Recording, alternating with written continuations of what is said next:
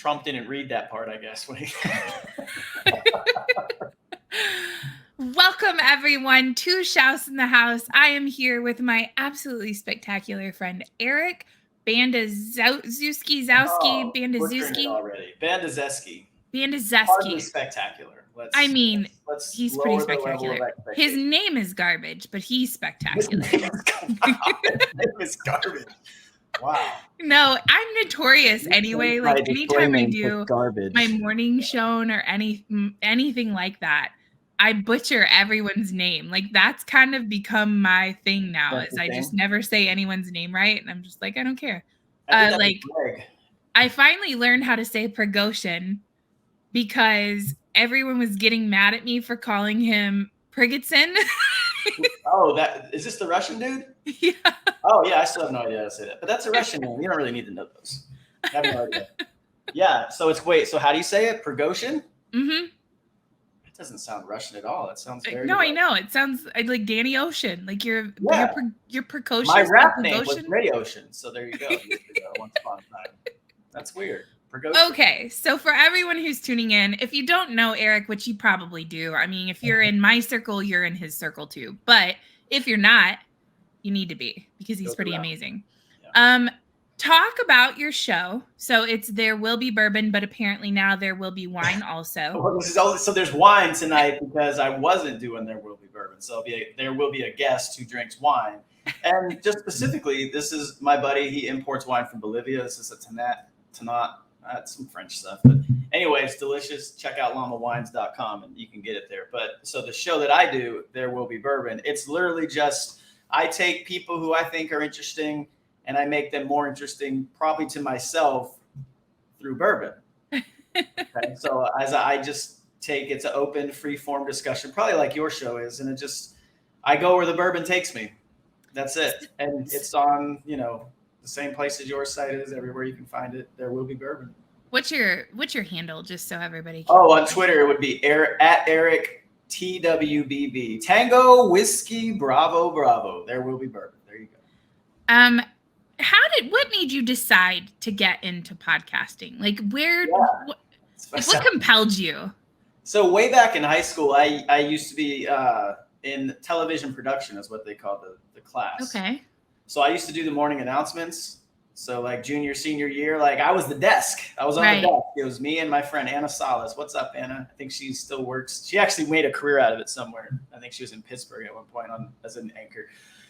So no, I was always into that side of it. The production side, I didn't really like too much. I thought editing was hard. I didn't like, and this was back when you had to chop up video, like VCR tapes, right? Sure, yeah. Oh, way too much work. And then I always liked the talking piece of it. Yeah. And when I went to college to play baseball, my major at the time was broadcasting. And I always thought I would get into that, but to be totally honest with you, I was not a serious student. So I didn't really, it was too late before I realized I had to put work in on that side of stuff. And then I was in the Army, and then my love of this it came back at some point. I got really into sports for a while, sports talk. I made some connections with the local guys that I was at the time in Orlando, Florida through ESPN Radio. Jerry O'Neill, he was actually on my podcast once upon a time. He's retired radio legend dude from Orlando, sportscaster. Nice. So he actually at the time. Okay, so I don't know if you know this one. Do you remember a site? I think it still exists called Blog Talk Radio. No? Okay. So this was like when I finally decided to figure out how do I get back into this stuff. Blogtalkradio.com was a site that you could go live and stream on. So It was like a talk radio. It had a board. You could upload sound effects, intro music, all this stuff. This was like sounds like it was a little bit before its time. Yes, well, it still exists, but so everyone used to do like online talk shows. There wasn't a video component really because this was like 2010 through 2012. Sure. So I was doing that. My buddy Jerry, like I mentioned, he got me connected with the Orlando Magic. So I used to get press access to the Orlando Magic, which was hilarious.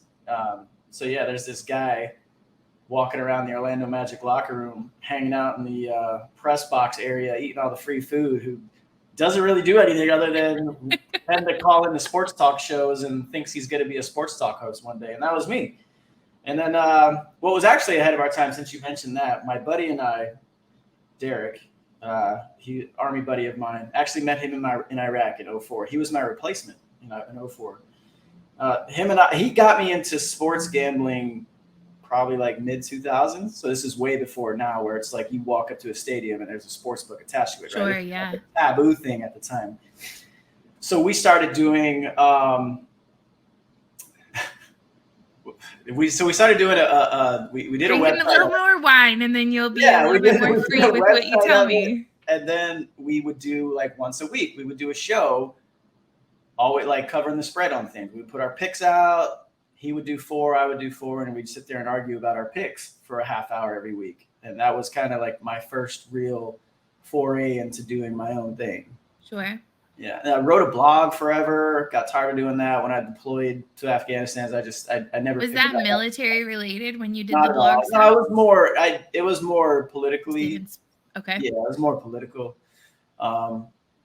Yeah, I mean, years ago, I thought I'd end up in politics at some point. My undergrad was political science. Once I went back to school and tried, since originally it was broadcasting, I wasn't trying because I was under that impression that I was just going to be a pro baseball player. And yeah, that didn't work. You get to college and you find out everybody's good, and then right. Talent plays out, and I wasn't on the high end of that. That happened when my son just started t-ball. He found out that these parents go hard in the paint before the kids can walk at this point. Like it was insane. I get out there and this poor boy, like, I thought, let's get him into something, let him try something new. These parents are showing up with their motorized carts and their chairs that are rocking chairs when you fold them out for t-ball. Hey, you got to start young. All right. The email that I got said you just need cleats and a glove. Like that's what I was about the motorized carts and no, I missed that memo apparently. But I get there and my poor son, like he needed a helmet and a bat and all this other stuff. And helmet for t-ball? These people are serious. They are serious about t-ball. Ball on a tee, though. I know. But one kid got nailed in the forehead, and I was like, "Oh, okay." So that's so the helmet didn't matter. It didn't even matter. He was out in the field, so it was, I don't know. Oh, okay. But yeah, I learned a lesson. I have already I'm like, boy, you know me. We've talked about this before, like my boycott of the gymnastics mom world. Like I just refuse to participate. And I've discovered that I am going to be boycotting baseball mom world too. Like I'm not cut out for the mom of athletes world. I would think you're probably going to find a little more intensity in the baseball world as he gets better and more involved. Because then you got to get into like this travel stuff starts earlier and earlier. Like my best friend, his son's really, really good. And he's already finding out. I think he's like 11 and they're already tournaments all over the place. Yeah. It's crazy. Yeah. They never stop playing, which is good and bad. But I think I don't know if it is good and bad. Don't get me wrong. But I think there has to be, especially at that age, you got to do other things besides just play one sport and just. You say that, but again, I don't want to go over the same shit that we've already talked about. But like Ainsley, she does gymnastics, you know that. Yeah. But her season ended on Memorial Day weekend. Like that was her last practice with her old team. Her new season started the following Monday. Like it was.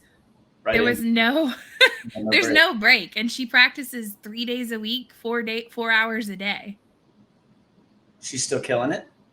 She's doing really well. She has a mental block right now. One of her events she's struggling with. But other than that, she's doing really well. Yeah, there's every time I watch gymnastics, I'm like, she's working on her back handspring on the beam right now. So it's like. See? Yeah, you get the beam out of the way, we're fine. But now you got to make it. It's so funny. I was watching, there was a guy, a male gymnast, who was like, okay, I'm going to do a back handspring on the beam. Mm-hmm. And so like he's practicing. So he has like this real wide beam at first and he's doing it on the floor. And then he like layers the mats and he's doing it. And he's like, okay, I got this. he removes like the false beam, which is like about, I don't know, probably 4 inches wider than a regular beam. Oh, okay, that's how that works.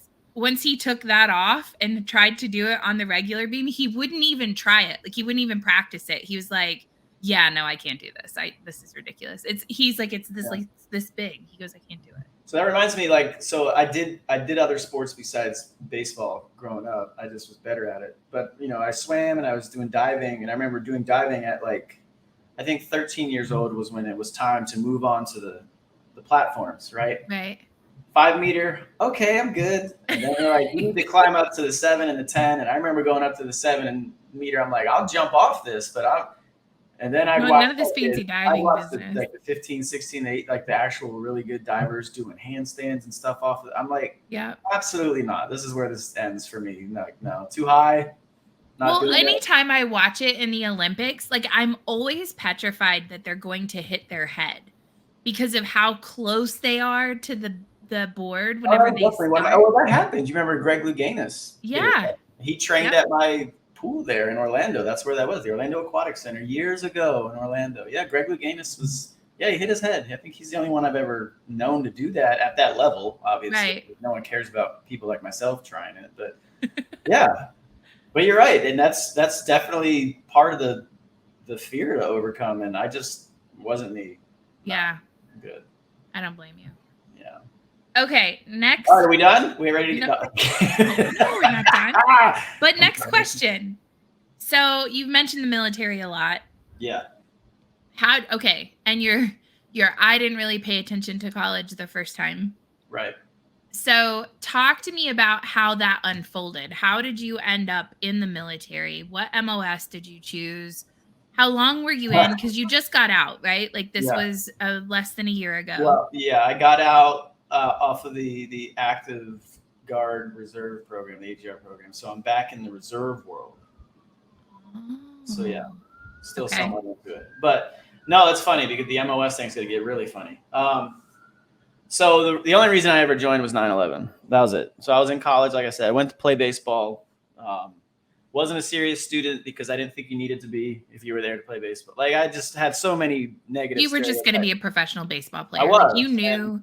I was, but like I said, I was What team would you have played at? Like what would have been your dream team to play at? The San Francisco Giants, for sure. Okay. Yeah. San Francisco Giants all day. I grew up a Barry Bonds fan, so I started as a Pirates fan, and then he signed with the Giants. I remember when I was at a baseball summer camp. Yeah, and then that was it. And it was impossible to be a Giants fan growing up in the East Coast because you never got to watch games. This is the struggle I got to fight right now. I have to wait for the game to start, but at least they're playing on the East Coast tonight. The game started at 10 o'clock at night. I can't watch that stuff, but I try. So anyway, yeah, Eric, you're talking like an old man. What do you mean? I go to bed. I like sleep. Why? The game starts at 10:15. I got to be up at 6. I don't got time to sit up there and go to bed at like 2 a.m. Don't get me wrong. I've done it. It's just, at this point, I am advanced in my age. Yeah. I don't want to go to sleep. Yeah. So, okay. So 9/11 happened. The way it happened was different, right? So again, this is one of the funniest things I think and look back on hindsight. And I've told my daughter this story a million times. It's like, don't do what I did. Just, and she's fortunately never going to go down that path because she's actually serious. She doesn't have any unrealistic like sports dreams that I have to try and, nudge her toward. Mitigate. Yeah. Yeah. And help her see the side of there is an alternative, right? You might not be good enough. Right. So this was 2001, the summer of 2001. So my freshman year of college was 99, 2000. I go and get like a 1.4 GPA. All right. How did you get to stay on the team? No, watch. It gets better. So I was academically ineligible to go back. Okay. So I was like, all right, what do I got to do? And then they're like, well, you got to go to community college. You can't come back here. You got to get your GPA up. I was like, all right, got it. So I go to Valencia Community College, which is now Valencia College in Orlando, 4.0. And I remember my parents were like, well, why did you just do that to begin with? I'm like, well, I don't know. It's not like school's hard. I just didn't care. I was just there to play baseball. In my head, this is my rationale. I'm just here to play baseball, right? It's not the smartest thing in the world in hindsight, right? But 24 years ago, it's a little different. So I go back and I go in and meet with the athletic director, and I can't remember her name, but I do remember if I saw her again, I would know exactly what she. And I remember her telling me when I was academically ineligible, you have to go and get your GPA up. I'm like, all right, I did. So I make this meeting with her. I go and sit with her, and she's like, oh, well, welcome back, but now you have to do it again here for a semester. And in my whole head, I built up this, oh, I'm going back. It's sophomore So you're on like year. academic probation. I'm ready to go play because, freshman year was basically a redshirt year. I'd gotten really good, actually, which was the funny part because I was there to pitch. And I got really, really good at what I needed to get good at. And I was excited to go out there at my sophomore year and actually play. And that when she said that I didn't get to play because I have to do it for a year there, in my head, this is the dumbest thing, like in hindsight, I could have ever done. But in my little, 19-year-old brain, I was like, no, I just won't go to class. Right. Right. And so I didn't. I literally sat there for a semester and just hung out in our baseball dorm with 5 other dudes on the team. And I got to go to practice. Like I practiced and everything. And then like halfway through the semester, I realized it's too late. Yeah. Like the brain turned on and is like, it's too late to even go. I actually sat for one of my finals. I remember it was a computer science final, massive class, probably like 1,000 people in it. And I remember showing up. I was just like, I'll just go for the finals. And you aced your final. No. Oh. The professor, like I went up to him because, I'm like, I don't have a test or whatever. And he's like, what's your name? I told him my name. And he's just like, we haven't been here all semester. You don't get to take the final. Oh, nice. So I was like, oh, okay. Well, I guess that makes sense. That checks out. Right. So yeah, so that semester, 0.0. I didn't get a grade. I got a 0. So that was it. Like it was, all right, you're done. See ya. Bye. What do I got to do? Same thing. I got to do the same thing. Get your grades back up. That summer, once again, back to Valencia, 4.0. But I couldn't go back to my school. I had to do it for a year consecutive. So the next, and I was just over it. I didn't want to do it. Like I felt like I was everything I was missing out on. And this is, the first week of September in 2001. And I was doing other things at the time. I was pursuing music in my head and all this stuff. And I'd been up all night. And I remember I was sitting there. I should totally pull your video up so everybody can hear you sing. I didn't sing. I rapped. Or play. Yeah. Well, yeah. Play. I played anything. So September 11th. Rapping is singing. It's not singing. It's rapping. Oh my God. Okay, keep going. Michael Jackson's a singer. I was not a singer. Okay. So anyway, September 10th, I'm up all night working on something, writing, blah, blah, blah. And if I was up late during the week, I would listen to Howard Stern in the morning. And then I would usually go to bed, usually like 7, 8 in the morning. So I'd listen to a few hours of a show. Well, for whatever reason, I was just up and I was listening. And I remember him saying a plane had hit the tower. And I thought, all right, Howard Stern does some stupid shit from time to time. I don't think he'd play this game. Now, the irony of this is I was just in New York from September 7th to September 9th. Holy recording. shit. Like we were up there recording with a friend of ours. And so I came back on the 9th. I remember seeing the towers from the runway. Used to be able to see the towers. I think we left from the LaGuardia. Was one of them, but you could see the towers from that. We were in the Windows of the World restaurant up on the 120th floor in one of the towers. On the 8th. Yeah. So yeah, weird shit just played out. And for whatever reason, on the morning of the 10th, I'm up all night and just listening. I'm like, that's fucking weird. Why would he say that? And then he kept talking about it and updates were coming. And I was just like, all right, I need to go see if this is legit. So you know what? I go outside, I'm going to interrupt you with one thing real fast. So it's interesting that you're talking about, like you're hearing him talk about that, how much from a media consumption perspective, we were still reliant on turning on your television and sitting and watching like the nightly news or a newspaper that came off of the shelf. Like it was so different to give perspective because a lot of my audience is super young. And I think in their minds, like it's, even though that's maybe their first major event in the world, they don't understand, like, it was unbelievable to most of us that was taking place. Like, it was just, and there wasn't quick minute by minute apps, updates, like where Twitter's just feeding you information constantly. It wasn't like that at all. No. So I went out to the living room and I turned on, I don't know, it was probably CNN or something. And as like a minute or two of me sitting there watching, like, oh shit, this is really going on, the second plane hit. And then I was just like, fuck. Yeah. And at that point, I was like, well, I definitely don't want to go back to school. I think 2 or 3 days later, I hung out with a buddy of mine who he'd already joined the reserves, and his friend, his roommate, who was in the reserves as well. And they were up at the University of Florida. So I was up in Gainesville hanging out with them. And I remember Chris was like, yeah, I got a $5,000 bonus and all this shit. I was like, what? Fucking Army? That sounds all right. Go get that shit. So it was like a week after 9/11. I mean, you lived through it as well. So you just know, like, things were just different. And I just remember it's like, all right, I don't want to miss out on whatever's going on. So I went into the recruiter's office and I was like, let's go. I want to do this. They're like, great. However, you're like 18 pounds over, bro. You're not doing anything until you lose the weight. I was like, fuck, gotta be in shape for this. Like, and I just like, I hadn't done shit like for a year really, other than just baseball practice. So I was just like, all right. So I did. Like, I was actually serious about something for the first time in my life. And so I went, and it took me 3 months. I lost 18 pounds, went to the recruiter in January of 2002. I was like, all right, let's do this.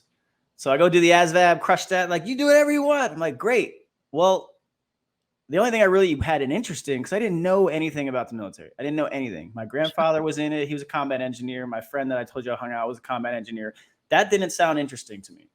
I only, like, through all my little military stories, movies and stuff, I either wanted to be a pilot like Top Gun, or I wanted to do intel, because intelligence seemed like really cool shit at the time, right? Sure. It always seemed like they were like doing secrets and stuff like that. And so I remember my recruiter, I still talk to him to this day. And I've told him, I wish you would have told me something different. Now he's a special agent in the CID and all. Like, he's a really good dude. I like him. He was somebody I tried to, as I was more into the Army and realized I was kind of where I was, I needed to just make the best of it and follow that path. So I remember sitting with him and this other recruiter who had the MOS I ended up taking. And I said, I want to do intel and I want to leave as soon as possible. And so what I didn't know, and what I did learn eventually when I was, the circle we talked about comes back around and I was in the recruiting world, is like, they were kind of right, but right. So you remember, so this is January of 2002. I'm like, I just want to do intel. And they're like, all right, here's all the intel jobs. Which one you want to do? And I looked at like some cryptic analyst. I don't even fucking remember what it was back then. And they're like, all right, well, that leaves in November. I'm like, I can't fucking hang out here for November. Like, I need to go do something. I'm not going back to school. Like, what the fuck am I going to do for 11 months? Right, yeah. My parents don't want me there. Like, there was no real You're going to go to Monterey, California, and you're going to learn Arabic. No, there was nothing. Like, my parents, like, is like, look, you fucked up school twice. No, you need to get the fuck out. Yeah. Right? And so I understood that. I respected that, right? But also I didn't know what I was going to do for 11 months. I'm like, what leaves immediately? 71 Lima, which is an MOS that doesn't exist anymore. What that essentially 71 Lima is, it's fucking admin. But the reserve unit they put me in Orlando, because that was the other thing. The only other unit was my buddy's combat engineer unit 4 hours away in Ocala or wherever the fuck it was. And so I was like, well, there was no openings for that either for like 6-7 months. And I didn't want to be a combat engineer. I just needed to leave. So they put me in a unit in Orlando, Florida. And it ended up like they didn't do the admin piece of it. They did an additional skill identifier, an ASI called Fox Forwards. They did postal operations, right? And I was like, what the fuck? So I'm at Fort Jackson learning, like, first I go to Fort Jackson, right? I go in April of 2002. So I like enlist on January 30th, 2002. I'm in. I got 3 months to kill. I'm like, Mom, Dad, please don't kick me out for 3 months. And they're like, all right, don't fuck up the Army. I was like, all right, I won't. And so I go to the Army, I crush it. I love basic training. I love everything about the Army. I start meeting all these other dudes who are doing other jobs. And I'm like, what the fuck? How do I get out? I'm like, how do I get out?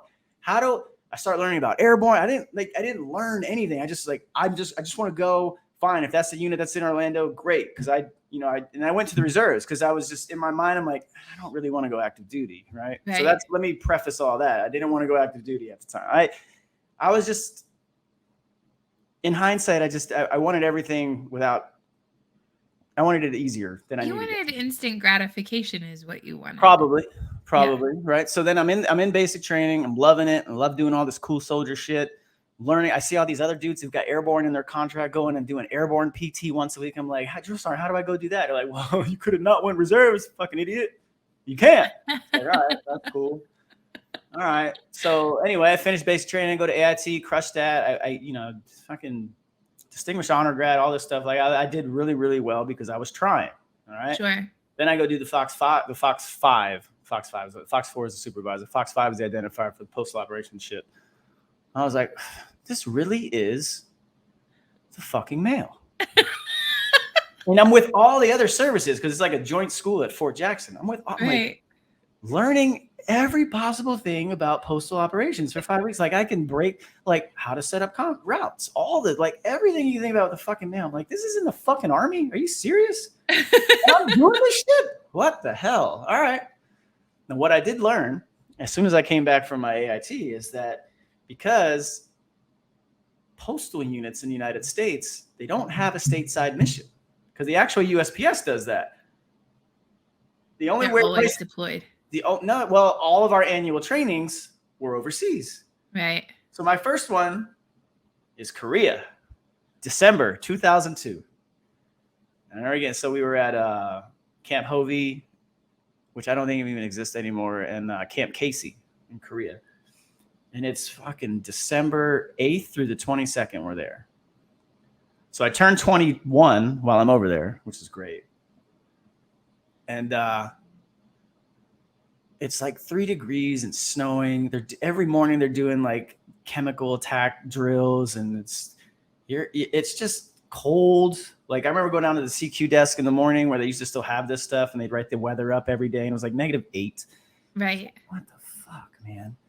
So anyway, like I start actually doing the job, and the job is like we really drive from camp to camp, unload and load fucking mail. Like it's hard work. I'm like, this like bags of mail. I'm like, all right, okay, whatever. At least it's physical. This is kind of fun. I'm like talking to my squad leader, like, is there any way to do like a different job in the Army? And they're like, yeah, once your contract's up or when you're in your re-enlistment window, you can go do that shit then. I was like, fuck. So I'm really doing this shit. All right. Well, anyway, we're in the airport coming back in December. We're in the Tokyo airport. And my platoon sergeant and the commander call back to our unit, and we get alerted. And they come and talk to us and said, we've been alerted. And I'm like, well, what does that mean? Well, when you get alerted in the reserves, that means you're on notice to be called on to active duty. It's like, oh, well, that's good timing because I didn't know what the fuck I was going to do anyway after I got back. And it was just like, because now I'm in the Army and I'm in the reserves and I'm only doing this shit once a month. And my parents are still looking at me like, you still live here? What's up? And so sure enough, we get to go play in Iraq for the invasion, right? So this is where, my Army career takes a better turn. And I thought you were going to tell me like you handled the mail going back and forth to FOBs. Like I was getting ready to That's where we're going. That's where we're going, right? Because now you got to remember, so the invasion happened, blah, blah, blah. We're in, we end up in the Baghdad airport. And this was the best part. It's like, man, there's so many stories I could tell you, just the journey from landing in Kuwait and trying to get up into Baghdad. I mean, that's another story. But anyway, let me stay on the focus on this one with the whole like your Army career thing, right? So we get there and there's nothing. There's no infrastructure in place, obviously. Like you're literally opening a theater. And as I learned throughout my career, as I progressed, moved up and started getting into the strategic world and how this planning stuff goes and how it filters down to the operational level where we were. Yeah, it was us and 3 other postal companies.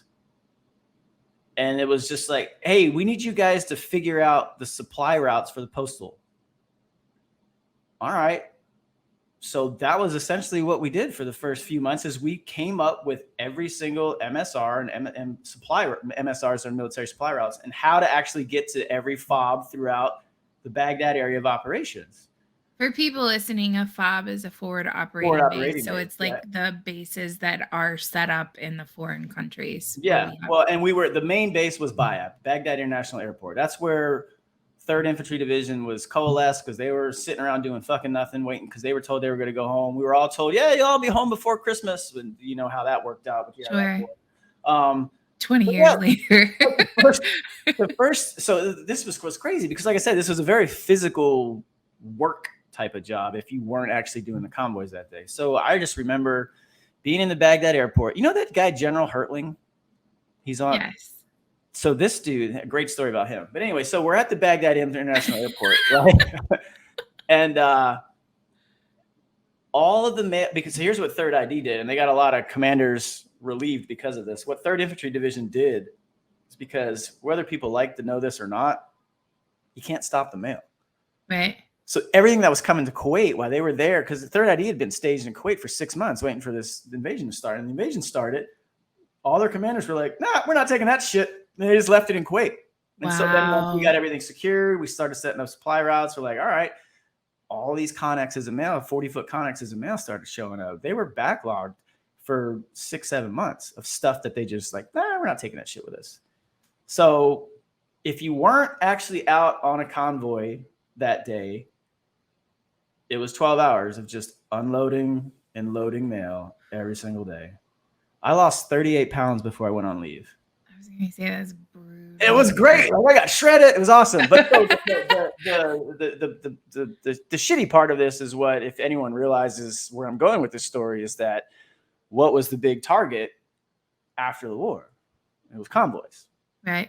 And at least once or twice a week, the mail convoys were getting hit. And it was sad. Yeah. And because that's not your combat guys. That's the guys who. Well, you also got to remember, like, and I learned this, especially when I became a drill sergeant years later, and we started training our guys for us. Like, you know, our train up for us specifically, we trained at Fort Stewart for about a month before we actually left. We got a crash course in how to be on a convoy, how to drive it, and basic react to contact stuff from these 2 E5 Rangers. I remember them. And my squad leader, or no, my platoon sergeant was an E7. And this dude was way over his head. Like, when it was time to do the actual combat, react to contact shit, like, all of us were kind of fine, myself included, because we were all E3s, E2s, privates, fresh out of basic training. Like, we've done some of this stuff, so it was kind of cool. And like, I just remember these E5s just beating this dude up in the head, like, you're going to get every one of your fucking soldiers killed because you don't know what the fuck you're doing. Yeah. But and he didn't dare say anything back to him because he was kind of right. Yeah. You know, like, these dudes that just came from Afghanistan. They'd been in Afghanistan as Rangers before this whole shit started with, you know, Iraq. And so a lot of that stuff, it really started to click for me, like, and took it started to hit home, right? And, you know, we had several convoys get hit. Had a buddy who was on one like 3 days before I went out again for one of the times, and they got hit so bad that he ended up getting a fucking Bronze Star for just saving he saved the fucking burning truck of mail. That dude went under fire. Wow. A 4-door Humvee was on fire with the mail in it. That fucker ran to it getting shot at and pulled the mail out back to his truck and got a Bronze Star for it. Wow. It's fucking wild. Like, some of the stuff that went on with those convoys, like, and it was, at that point, it was every day. You know, it was every fucking day. So I'm going to ask a girly question real fast. Girly questions are great. So how rewarding was that to be involved with the connection for those troops with their home life? Like, that had to, at the base core level, and maybe you've never even thought about it, the fact that I've thought about it at this point. Like, creating those routes, making it possible for those people to be connected with the people back home. Because again, I'm going to go back to this point about like what that time was like for people. It was, yes, there was internet, but it wasn't great. Like, it wasn't.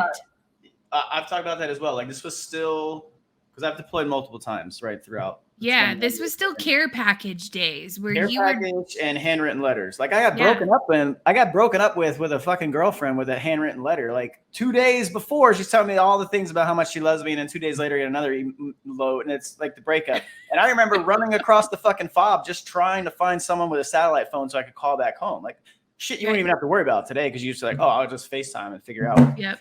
No, handwritten letters, like you said, care packages and everything. I remember it was very early in December, and I was things had calmed down a bit in terms of the load, the backlog of it, but it was still like 6 days a week, 12 hours a day, whatever, just physical shit. And it was kind of fun.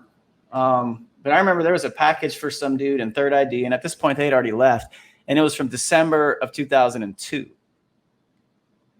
Holy shit! So it was over a year old, and he never got it. Wow. Because Third ID commanders left everything in Kuwait. But B, you got to remember, like, we at that point in time, at that December of 2003, we had only caught up to the point where mail was about 2.5 weeks old. So Stars and Stripes, for example, the newspaper that we would get for the services, if it was December of 2003, we were reading early to mid-Novembers because everything was just that far behind. It's probably here's my favorite story about 2003 in Iraq. So two of these things tie in together. So it's May of 2003, all right? And myself and my team leader, Sergeant Ocasio, he's one of my dearest friends. He was kind of my mentor. We were on gate guard at an ECP, which is an entry control point, coming into the Baghdad airport. It was like middle of the day, and it's like early May. And he was an AFES guy, which is the post exchange people, all the people who set up all this shit. And there's nothing there because Third ID they had nothing to do. They would just line up in their little recliner chairs and wait for the PX to open every day, and they would just rate it. And we would never get to go there because we had to go fucking work every day. Right. We never got anything. And I just remember he's like, well, what do you guys want? I'm like, dude, I just want black and milds.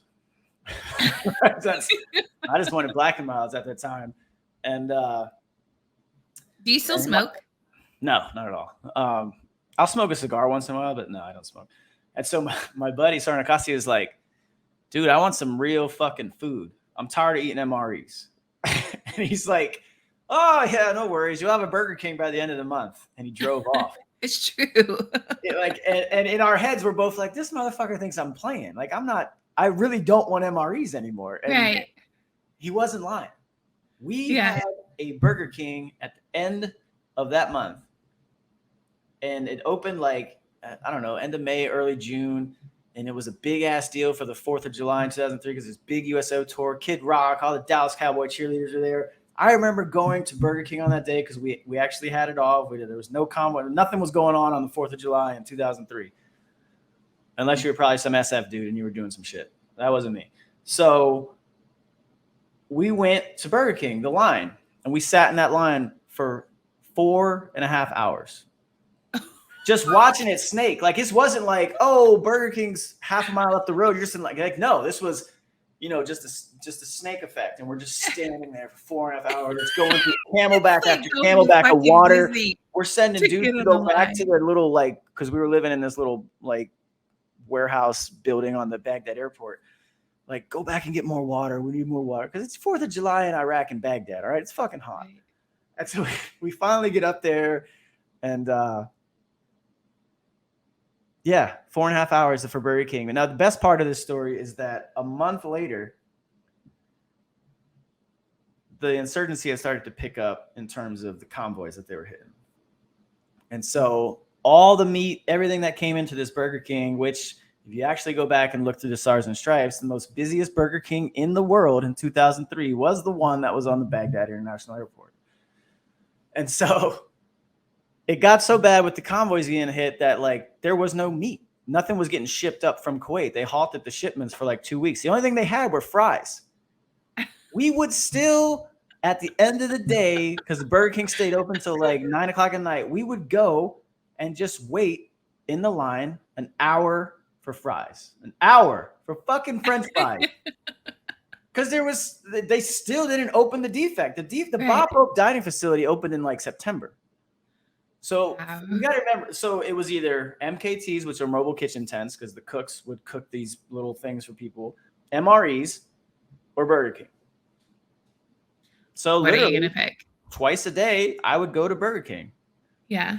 And I know this sounds stupid, but it's true. If I wasn't me waiting in line, it was one of our buddies going, and every day for like 3 months until they opened the dining facility. Because we were just over MREs at that point. Yeah. We've been eating MREs for 6 months. Like it was Okay, so on the 4th of July, you waited 4 hours. 4.5 hours. Yep. Tell me how great that Burger King tasted. Like, was it like the greatest thing you've ever put in your mouth in that moment? Right. All right. So I already told you I lost 38 pounds, right? Yeah. Probably Probably made you sick at your stomach. Oh, not at all. No, because here's why. So the only other thing that was cool is our commander came out with us, and we went and did a convoy in like, I want to say sometime in late May to downtown Baghdad. And you remember, so downtown Baghdad pre-Saddam and then post-Saddam, like within a week, was a vastly different fucking place. Right. It went from total restriction to overnight. You got dudes selling satellite dishes and fucking cell phones and all this shit that just didn't exist. Yeah. And so we didn't really have anything other than just the physical bullshit we were doing at work, or going out on these convoys, or just standing at a gate and just pulling guard duty for 12 hours as well. Right. As all this rotated around. And so our commander's like, all right, we got the impact card. We're gonna go get some fucking gym equipment. And we're like, sir, they're not gonna take a fucking credit card. They're not gonna take a fucking credit. Like our first time was like, they're not gonna take a credit card. He's like, well, fine. All right. I'm gonna go to the battalion commander. I'm gonna get money. All right, okay. He went and got like $5,000 for us to go buy gym equipment. Holy shit. Which was there an accounting? Was there receipts that you were expected here? I know. I was at E4. I don't know what the hell was going on at the time. I was just like, all I know is we went downtown to Baghdad and we got the most janky gym equipment you could ever fucking find. We got all this stuff, and we loaded up the fucking deuce and a half with gym equipment, with weights, all this dumb shit. We go and set it up in this little tent, and we had it set up for 3 weeks before 1st Armored Division that just came in at this point and replaced 3rd ID. So they were in this transition, but they showed up with the real money and built a real fucking gym. And we're like, man, we went through all that shit and now we got a real gym. So it was great. So now we're working out. So like I said, lose 38 pounds, get a gym.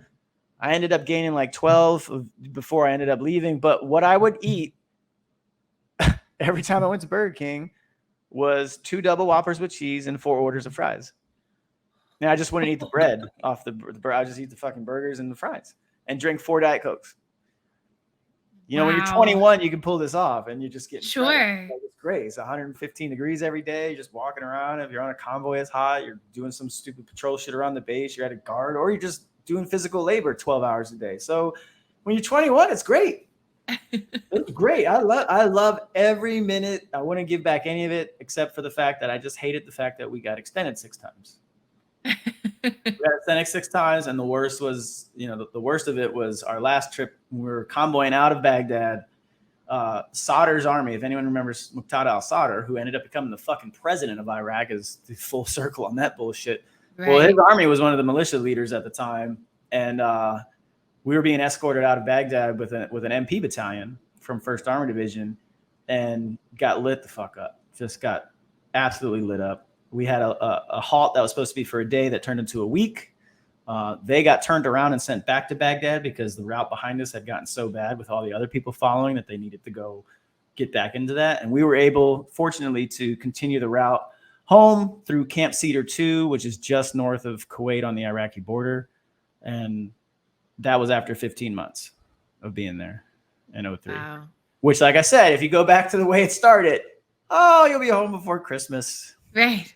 I mean, we caught Saddam on like the 13th or 15th of December, And our platoon sergeant called us all together and he's like, we got him. We got that bastard. And we're like, yeah, we're going fucking home, right? He's like, I don't know, more to follow. And then sure enough, it was like Christmas Eve. We get this intel report that, the Baghdad airport's getting overrun. We spent Christmas Eve in all these ECP positions and fighting positions. I got this dumbass picture. I was like, hey, take a picture of me behind the saw because they're supposed to come over this wall outside the Baghdad airport. I'm just like, I got so many dumb fucking pictures from 03. Like, I just really got to go pull them off that hard drive. But yeah, I remember that. I was just like, and the attack never came, but it was just like, I guess we're definitely not going home for Christmas. Right. That stuff just continued. Every other week it was something. The insurgency had picked up. One of my friends, Specialist Vega, was on the helicopter that got shot down. I found out about coming back from leave in 03 in November. So that stuff started to hit home at that point. Like we were really starting to lose people. Yeah. And then that being the first person I knew. Yeah, like that whole leave thing, like that was crazy as well. Like I was on the third flight out of Baghdad, October 15th of 2003. We came back through Baltimore International, and man, you walked off that plane. It felt like you won the Super Bowl. Like people were going crazy and nuts and all this shit. And yeah, November 2nd, I think is when that happened. I was flying back November 3rd. I found out about that in the airport in Orlando flying back. And then I landed is when Sergeant Resto, she was another one of our, she was a platoon sergeant, I think, for her out of this unit in Puerto Rico. And it's like, yeah, Vega was on that helicopter that got hit. I was like, what the fuck? So that was kind of when shit started to get a little bit more real. Yeah. And then, like I said, I mean, we got extended 4 more times after that. So it just progressively got worse. And I've ranted on the cause and all that stuff many, many times as I've gotten older and learned more about it. But like I said, when you're 21, 22 years old, you don't think about any of that shit. You're just like, whatever. So like today, looking back in hindsight, I know you said something about like your daughter isn't going to follow in your footsteps. She's actually going to try and stuff like that. But like if you had a son, would you encourage him to join the military? If he did, I would never tell him to. I Would wouldn't you ever tell him not to? I wouldn't discourage him. I would lead him to a very different path because again, I didn't know anything. There's a ton of routes. As you see, my cat Frank is making an appearance.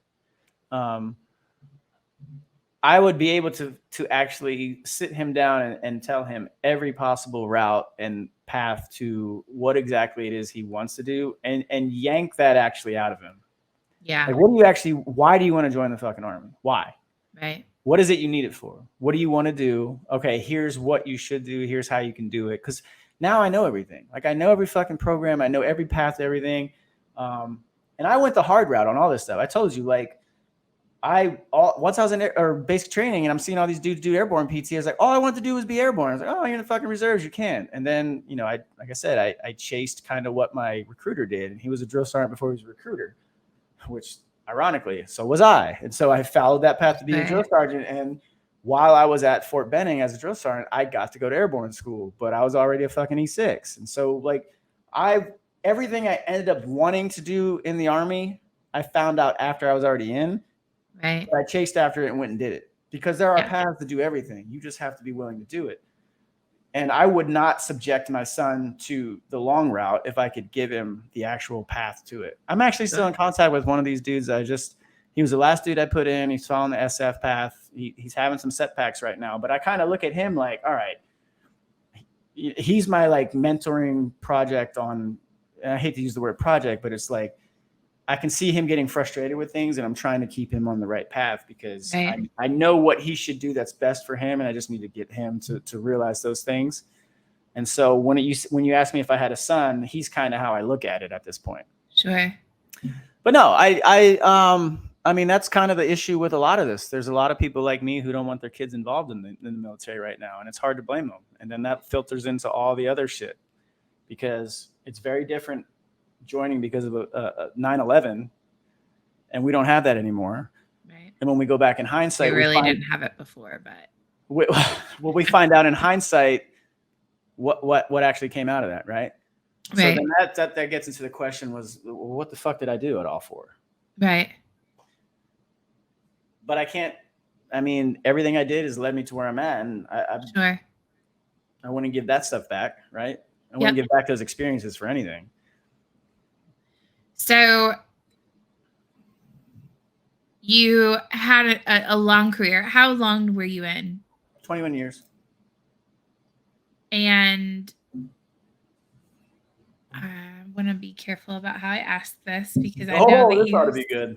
started a new job. So I just want to like make sure that I don't want to. What made you decide to get out? Like That's easy.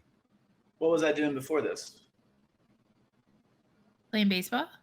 No, I was in recruiting. Oh, I see what you mean. Over. Okay. Like, I got you. Again, I didn't think you meant like within the Army. I thought you meant No, before the that's Army. That's why. And the only reason I did it is I joined, like I said, I joined the AGR program. And the only reason I did that is because I wanted to get my master's degree. And I never wanted to do because again, you got to remember, when I go back in time, you probably could pick up on this if you listen to this point, I didn't go active duty. But just the way the world was, if you were a reservist or you were National Guard, it didn't really matter. You were going one way or the other. So there was no traditional reserve for a very, like, most of the 2000s because everyone was constantly deploying. Like, if you weren't active on a constant, you had dwell time of 15 months, sometimes less when people were going again. Like, you had multiple deployments. Nobody was really not going or not training or not getting deployed or not doing a mobilization in the reserves or guard. You were always kind of on active duty, or there were opportunities to do it. And I always sought them out because I loved the fucking Army. It was great. Like, I loved that. The only thing that remotely came close to a sports or a baseball locker room for me was being in the military. Right. Because it's your dudes and you just sit there and you fuck with each other and you make fun of each other. And then when it's time to go do your job or your mission or whatever that day, you go do it. And then you come back and you pick up where you left off, which was just like baseball to me. You sit in the locker room, talk shit, go out and play the game. The other team's your fucking enemy. You just want to beat them that day. If they fuck with your boys, you talk shit back or you fuck with them back. But then once you get after the game's over, all right, now we're back in the locker room talking shit again to each other. Right. And that was what the Army was to me. Like, the best 8 weeks of my life, which I've wrote all this shit down, and at some point I'll figure it out and finalize it and do what I really want to do with it, was drill sergeant school. It was the greatest 8 weeks of my fucking life in terms of the military. It was the most fun I've ever had. It had the most ironic shit that took place. Like, the stories that came out of that are just, they're epic. And this was going on 14 years ago. Right. And I still remember it like it just happened. Yeah. I still talk to these fucking people. Yep.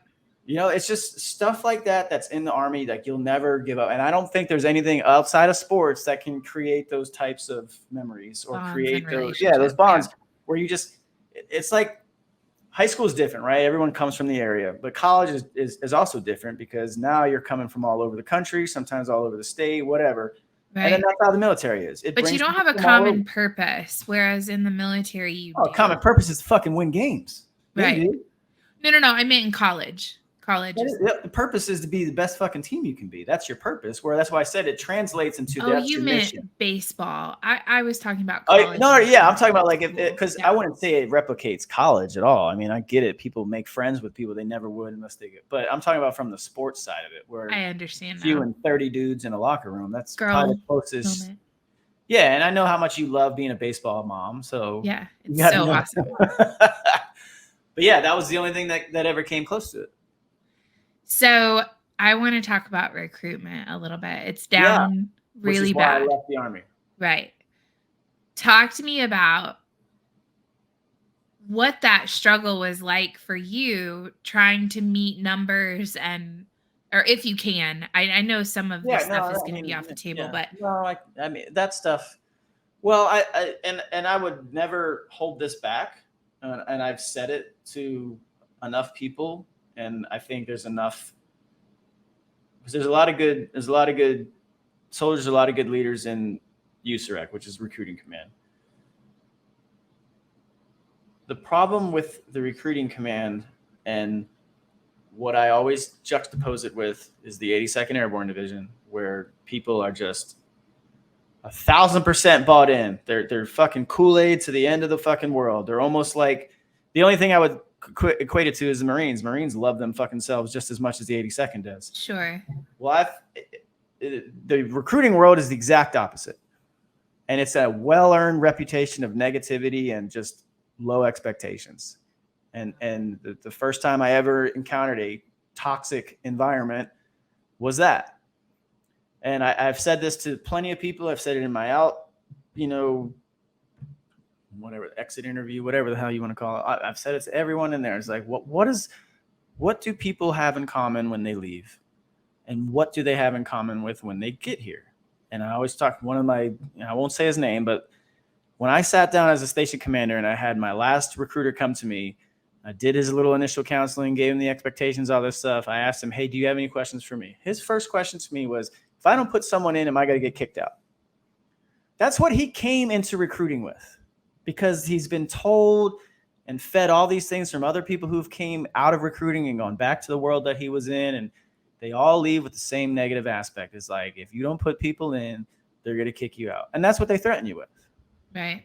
It's leadership by threat. That's what I call it, which is the most unproductive form of any leadership. Yeah. Exactly. It doesn't produce results. All it does is produce fear and bad performance, in my opinion. And I would always say this is like, okay, now go ask someone in the 82nd what they think about the 82nd Airborne Division. And they'll fucking go on and on and on about how it's the greatest thing in the world. And if you ain't airborne, you ain't shit and all this stuff. Do you think anyone in recruiting has that opinion? No. It's probably a very, very, very, very, very small opinion of them. And those are also the ones that, in my opinion, tend to be the problem, because they become career recruiters. Right. They convert and stay in that career field forever, and they rise up and they bring all their negative, toxic environment, behavior with them throughout the years. And it just filters down. I think there's also a negative incentive to that. And I'll get to that in a minute. I want you to finish your thought first before I tell you what I was getting. Yeah. So is for me. So again, when I entered the AGR program, my job was to specifically recruit for the reserves, which is what AGR recruiters are supposed to do. And it doesn't work out that way. You get, that's what they tell you. And then you get out there and you have to do everything. And so I was in recruiting school in 2016, and it was my time to go into the office and be like, hey, where do you want to go? And so the Army does everything off of demographics, right? So of course, I'm from Orlando, Florida. I'm like, I want to go to Orlando, Florida. Well, guess what? You don't speak Spanish, so you're not going there. What else? Well, I had friends and family in the DC area. I'm like, I want to go to DC. They're like, oh, well, you're not black, so you're not going there. And then my third choice was California, because my brother lived in Southern California. And like, all right, how about Roseville, California? I was like, never heard of it. Fortunately, one of my buddies in recruiting school was, because that's what I chose. I was like, all right, it's in California. I guess I'm going there. And he was actually from Folsom, which was like 10 minutes away. And he's like, oh, you'll love Roseville. And I did. But the problem with that part of the country in California, A, it's in California, and B, this is a very affluent area, and they don't really need the military, right? So you have to, your pitch is completely different, right? You're pitching excitement, you're pitching a chance to like go out on your own, not rely on your family, all this stuff. Yeah. So the first year, come on, Frank, first year I sucked. I really did. Like, I put 3 people in the first year. I got threatened with every possible thing you could think of.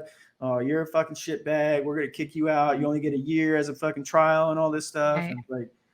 And so, yeah, I bought into all that stuff. And then, second and third year, I was, top recruiter in the company. I fucking killed it because I figured it out, but no one taught me. Like, there was no mentoring. There was no, here's how you do this. There's none of that. Because, and I had a great office, don't get me wrong, but they were all under the same fucking coercion of threat as well. So it just was what it was. And my station commander, who ended up being a first sergeant, and he's a great dude, I love him, but he was on his way out at the time, so I didn't really get a chance to work with him, and I wish I could have.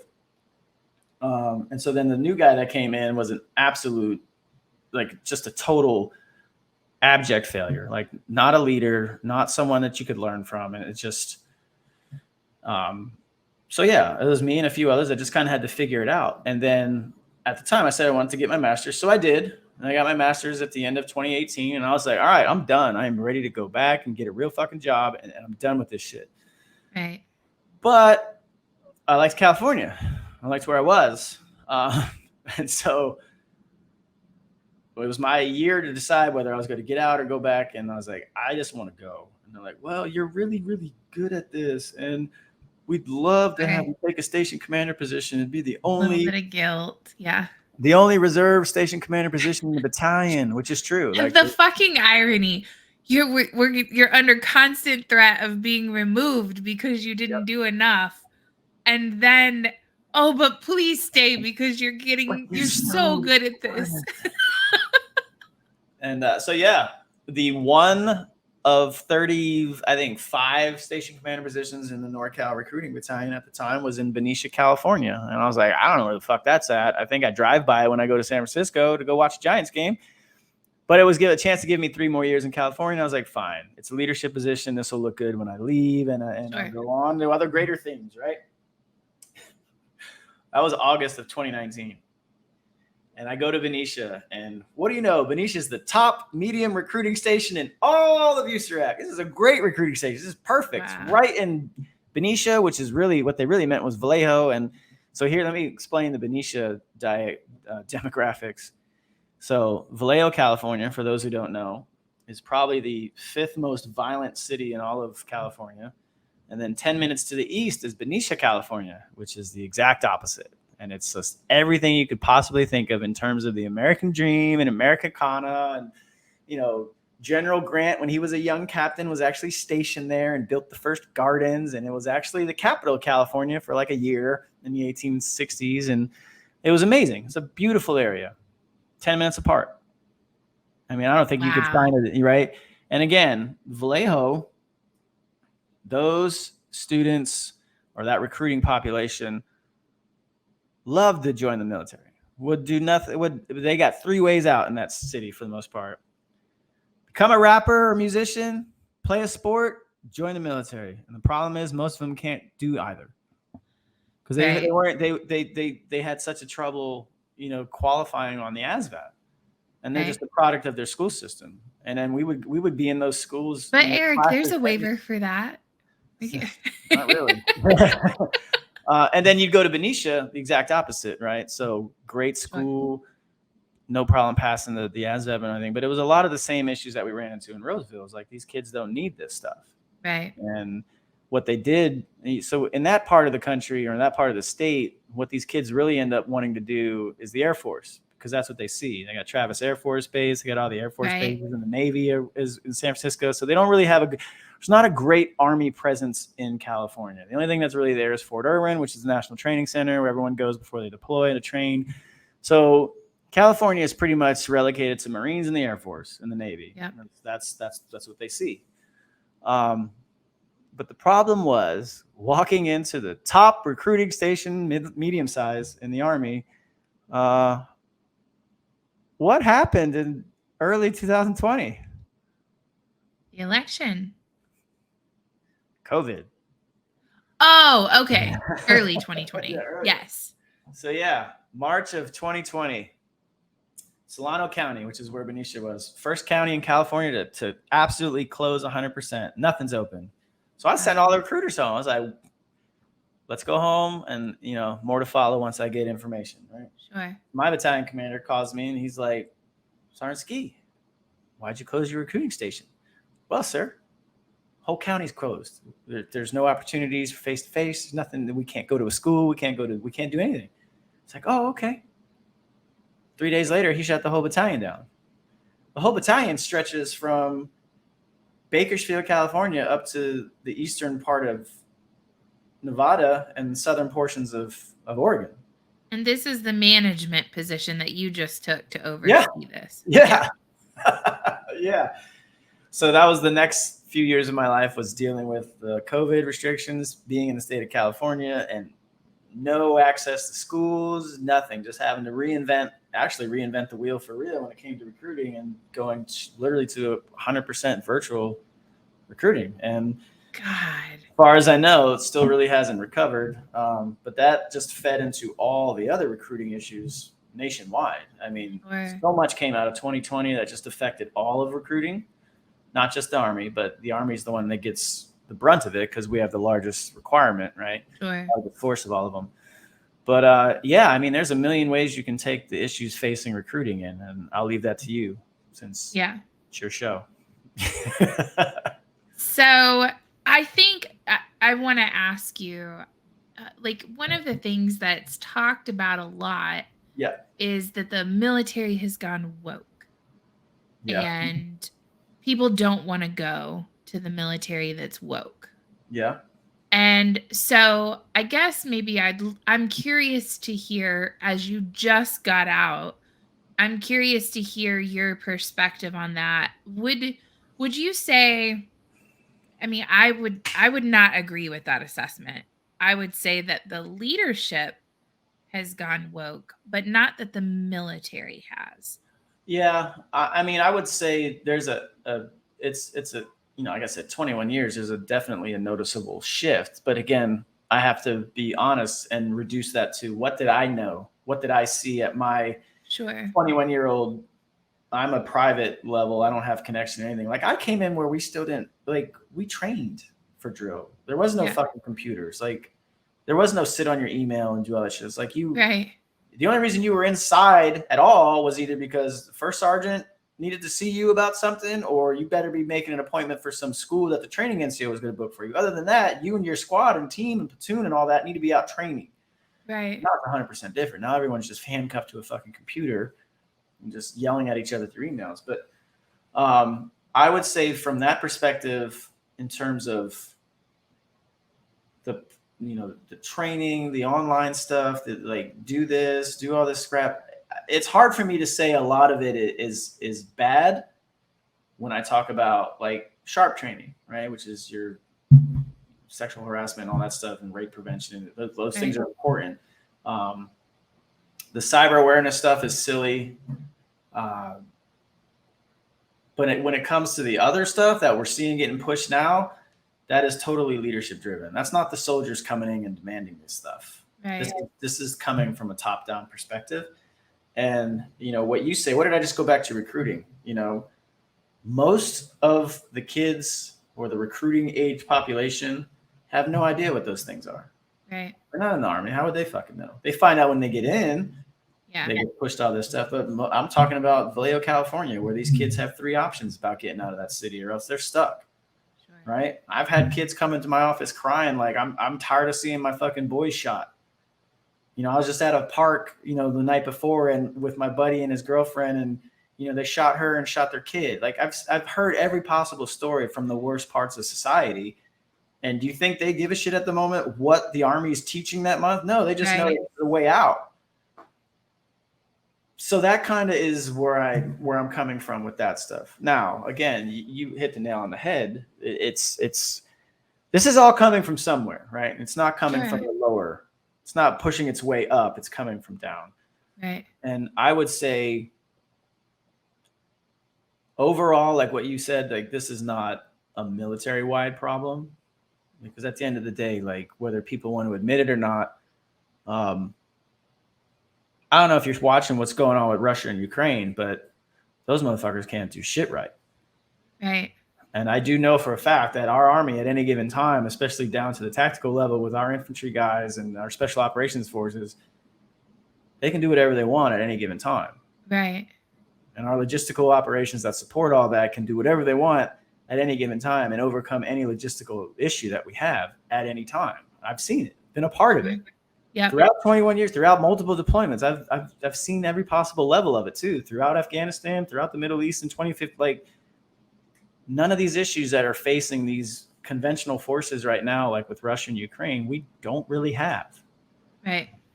We're in one of like the most comfortable times as a country. Like we are, which is, I mean, and I've had this conversation with my brother, and that's why I say, like, what do societies in our position end up doing usually? They get bored. Becoming fucking degenerates because they have nothing better to do. All of this fucking shit that we're talking about right now. They push it. It happened to Rome. Like, we're not any different. We're not going to be the special ones. Like, right. So at some point we need to unless we push back and say, exactly. no, that's not going to work for us. No. So I would say unless you're really plugged in to very specific levels in the military, like you're not going to really see this stuff. Right. You're Do you think that, like, God, I want to be careful about how I ask this because I don't want to offend anyone, but from a mission readiness perspective, do you think that it would just be smarter for us to go back to a don't ask, don't tell policy? Like, I don't give a shit who you're fucking in your bedroom. I really just want to make sure you can handle your rifle and take care of yourself if you're Yeah, I pregnant. mean, I think I just put out the other day, like, it's not that we need that. I think we just need I didn't ask and I don't give a fuck policy. Right. Yeah. Like, I don't care. You know, I joke about like whether this might hurt some people's feelings, but I just like whatever happened. When are we going to get the Celebrate Normalcy Month? Right. Like where you just celebrate, like there's nothing special about you. Like you're just quote unquote normal. No, it's, you know, everyone has to push some form of identity or whatever. Yeah. And it's just like, how is that relevant to just being able to kill the fucking enemy if you're asked to do it? It's not. Do you think, okay, so I want to go in a different direction with that now. Like you saying you're not fucking special. No. I think as a society, people have come under some impression that by birth you are special in some way. Like I don't know if they've just all had mommies and daddies that have spent their whole lives telling them they can go on American Idol, but they really can't. Yeah. And I when did that happen? Like my dad spent my entire childhood telling me all the ways I am not special.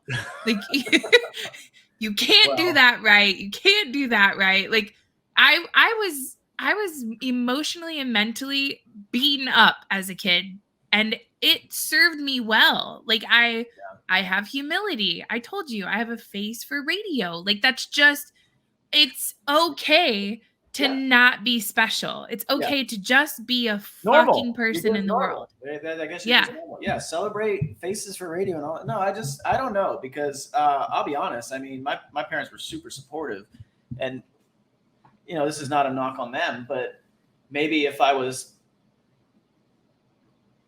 I don't know, I don't even want to say it in a negative way, but you know, maybe that constant, you're great sort of shit really hit me in the face when I got to college and realized I wasn't, and I had to fail to kind of figure out a lot of shit. So I don't know, but I would say, like, and this is what I'm going back to with the whole, you know, when a society's bored, this is the stuff they push, but it's all really happened in the last 20 years, right? Right. Like go back to high school and think about, did you know anybody who was gay? Maybe one or two you thought, right? Maybe, but no one was opening out with it. Now you walked out. Now what is it? Everybody?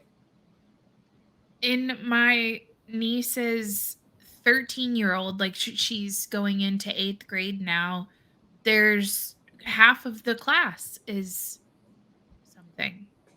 But it's not important is the overall right. point. I got, you know, family that are, and it's great, and they're over it. Like, why do we have to constantly push this stuff? And it's not even them that are doing it anymore. It's the fringe. It's other people that are doing it for them. Right. And I go back to the point, because I know if someone hopped on right now and they're like, oh, Eric just really doesn't care. Yeah. Like, I don't have to care about your identity or what you're into sexually. Like, it doesn't fucking matter. Right. And then from a military's perspective, it really doesn't matter. You're not special. That's the whole point of the military. The whole big green mean machine is to not give a fuck about what you are. Right. How do you fit into how we execute our mission? That's it. Your identity, the person you love, none of that fucking shit matters. You either meet the standard or you don't. Period. That's where that is the mentality and the level I come from, because that's what was taught to me from a private and basic training. Was like, and my most humbling experience in basic training was my very first PT test, because I failed it, and I never failed another one since, and I refuse to believe I could fail another one since, because I failed to run. Right. I wasn't fast enough, and my drill sergeant said flat out to me, he's like, you fail another one, we're kicking your ass out, you're going home. Like, that was the biggest eye-opening thing to me, because no matter what I was doing, it wasn't good enough at the moment, but I knew I could get better. But Eric, it didn't matter who you were fucking. It mattered how fast you ran. Right? No one ever gave a shit. No one asked. Yeah. And it didn't matter. It wouldn't matter. Right. Right. And none of that stuff to this day, in any way, it has nothing to do with just the military, but in any walk of life, I don't see how your sexual preference is relevant or why I should care about it. Right. I never will. Yes. Because no one cares about mine, apparently, because I'm quote unquote normal. And me saying that is bad probably to somebody like, oh, he thinks she's normal. Like, oh, well, yeah, maybe I'm not, but I think I'm pretty normal. Yeah. I'm just a dude. Yeah. So I mean, that's where I would come with it. Yeah, I'm a don't ask, don't give a fuck policy. Yeah. It's not important. I like that. Don't ask, don't give a fuck. Yeah, put that down. DADGAF. Trademark it. Yeah, don't ask and don't give a fuck, because I don't see why you should. I really don't see why someone else's personal life is important to you Right. or me. It's just not. I'm going to stay in the military vein for just one more question. So I put like a generalized question, like, what do you think about the world right now? Ooh. But before I go into that, like watching what just took place between Russia and Ukraine, well, Russia and Ukraine, it's like threefold now at this point. How do you say that guy's name again?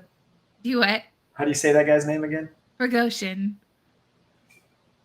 Yeah, that one.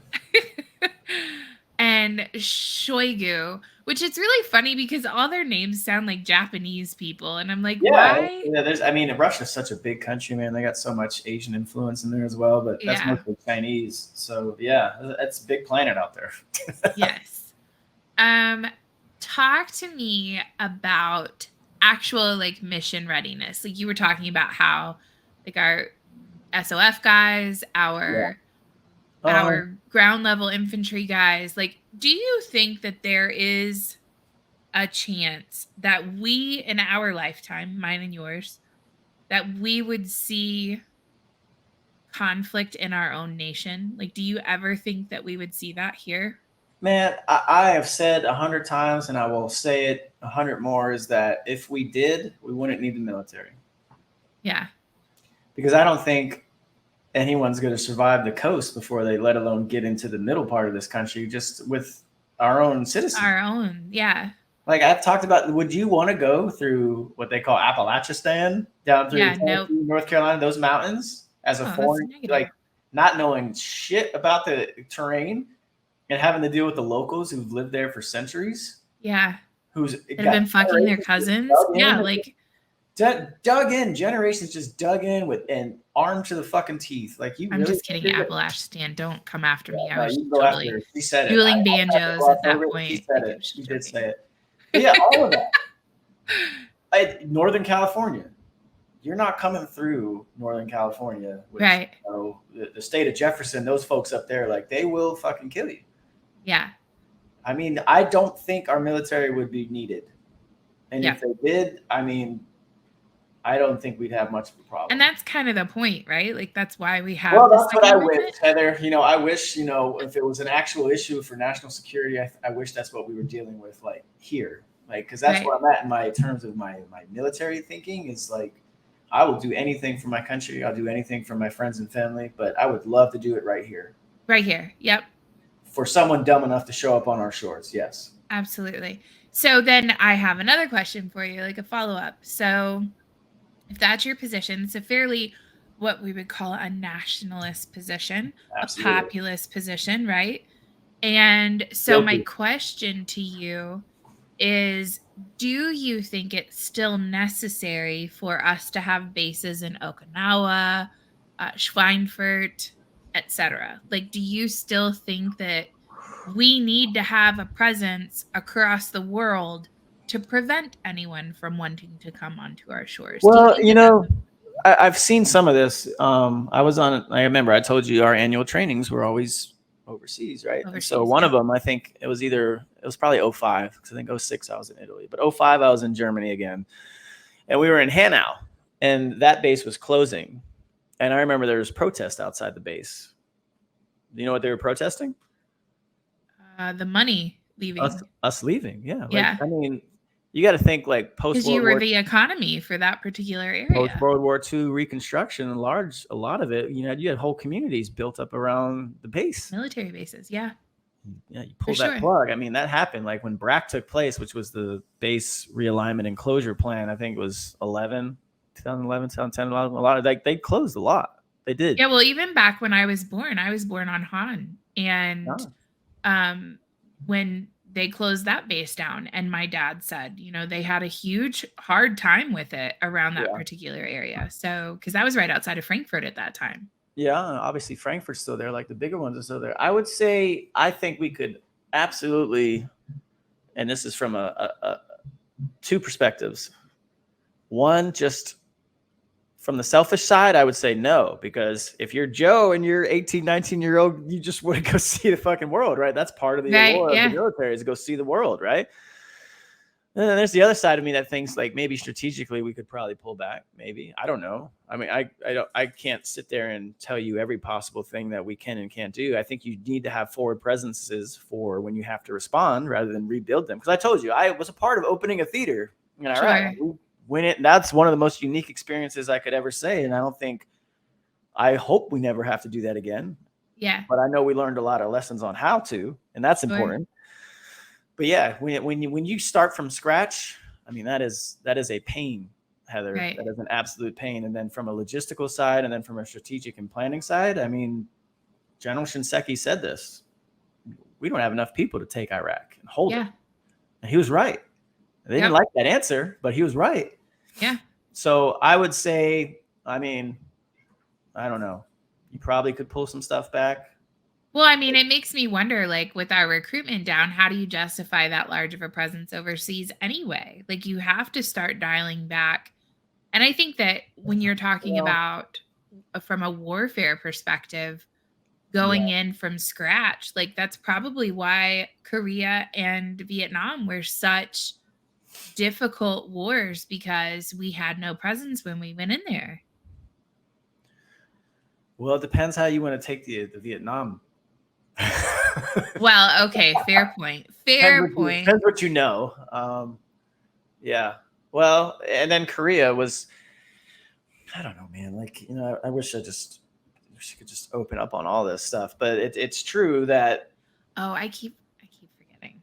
No. Okay. No. Let's shift gears. No, we don't have to. It's just I would just say that strategically, whether people agree with it or not, it's set up in a way that it makes sense. Yeah. You have Germany, you have Japan, so you have the Eastern and Western theaters, right? You have easy access to any QRF, which is a quick reaction force, from the 82nd. They can jump off to the 173rd in Italy. They can jump off at any time. In through Germany, and then into the Middle East very quickly after that. Same thing for the Western side, which everyone looks to China as our next threat, right? But that's probably going to be a very different type of conflict if it gets to that point, which I hope it doesn't. Because do you think that would be, if it gets to that point, do you think that would be fought more? Well, okay. It'll definitely be different. But what I think people fail to realize is, because from a political side, I think they get too caught up in the woke side of the military without realizing that, you know what, as big and bad as China is, there's a lot of people in that country that they don't want no part of it. Yeah. Most of them are poor. Most of them, they have no real experience. Well, that's why they talk about it being a paper tiger army, right? Because they don't have conscripted soldiers, not voluntary soldiers. And what's their experience? Right. And they haven't had any for since Korea, largely, and then as opposed to what you went. But the other thing that I think I would, and Kennedy said this recently on the Rogan podcast, and he makes a great point, is like China projects economic power rather than military. Right. And I think that is a very good point. And I think it's something that if we really focused on doing that, we would be in a much better position. I think if we started shoring up like critical infrastructure. Right. Well, we did this in Afghanistan, right? Like from our contracting side, we built so many roads and passes and all these things. And then when it came to like the critical resources, and just let China take that shit. Like that happened. Like all the precious metals and all, China's just sitting there mining them out. Yep. Because we said, Afghanistan, this is yours. You Afghanistan said, like, okay, cool. Well, I want to make some fucking money. We're gonna go over here and talk to China. And we'll just, we'll let them pay us to take it.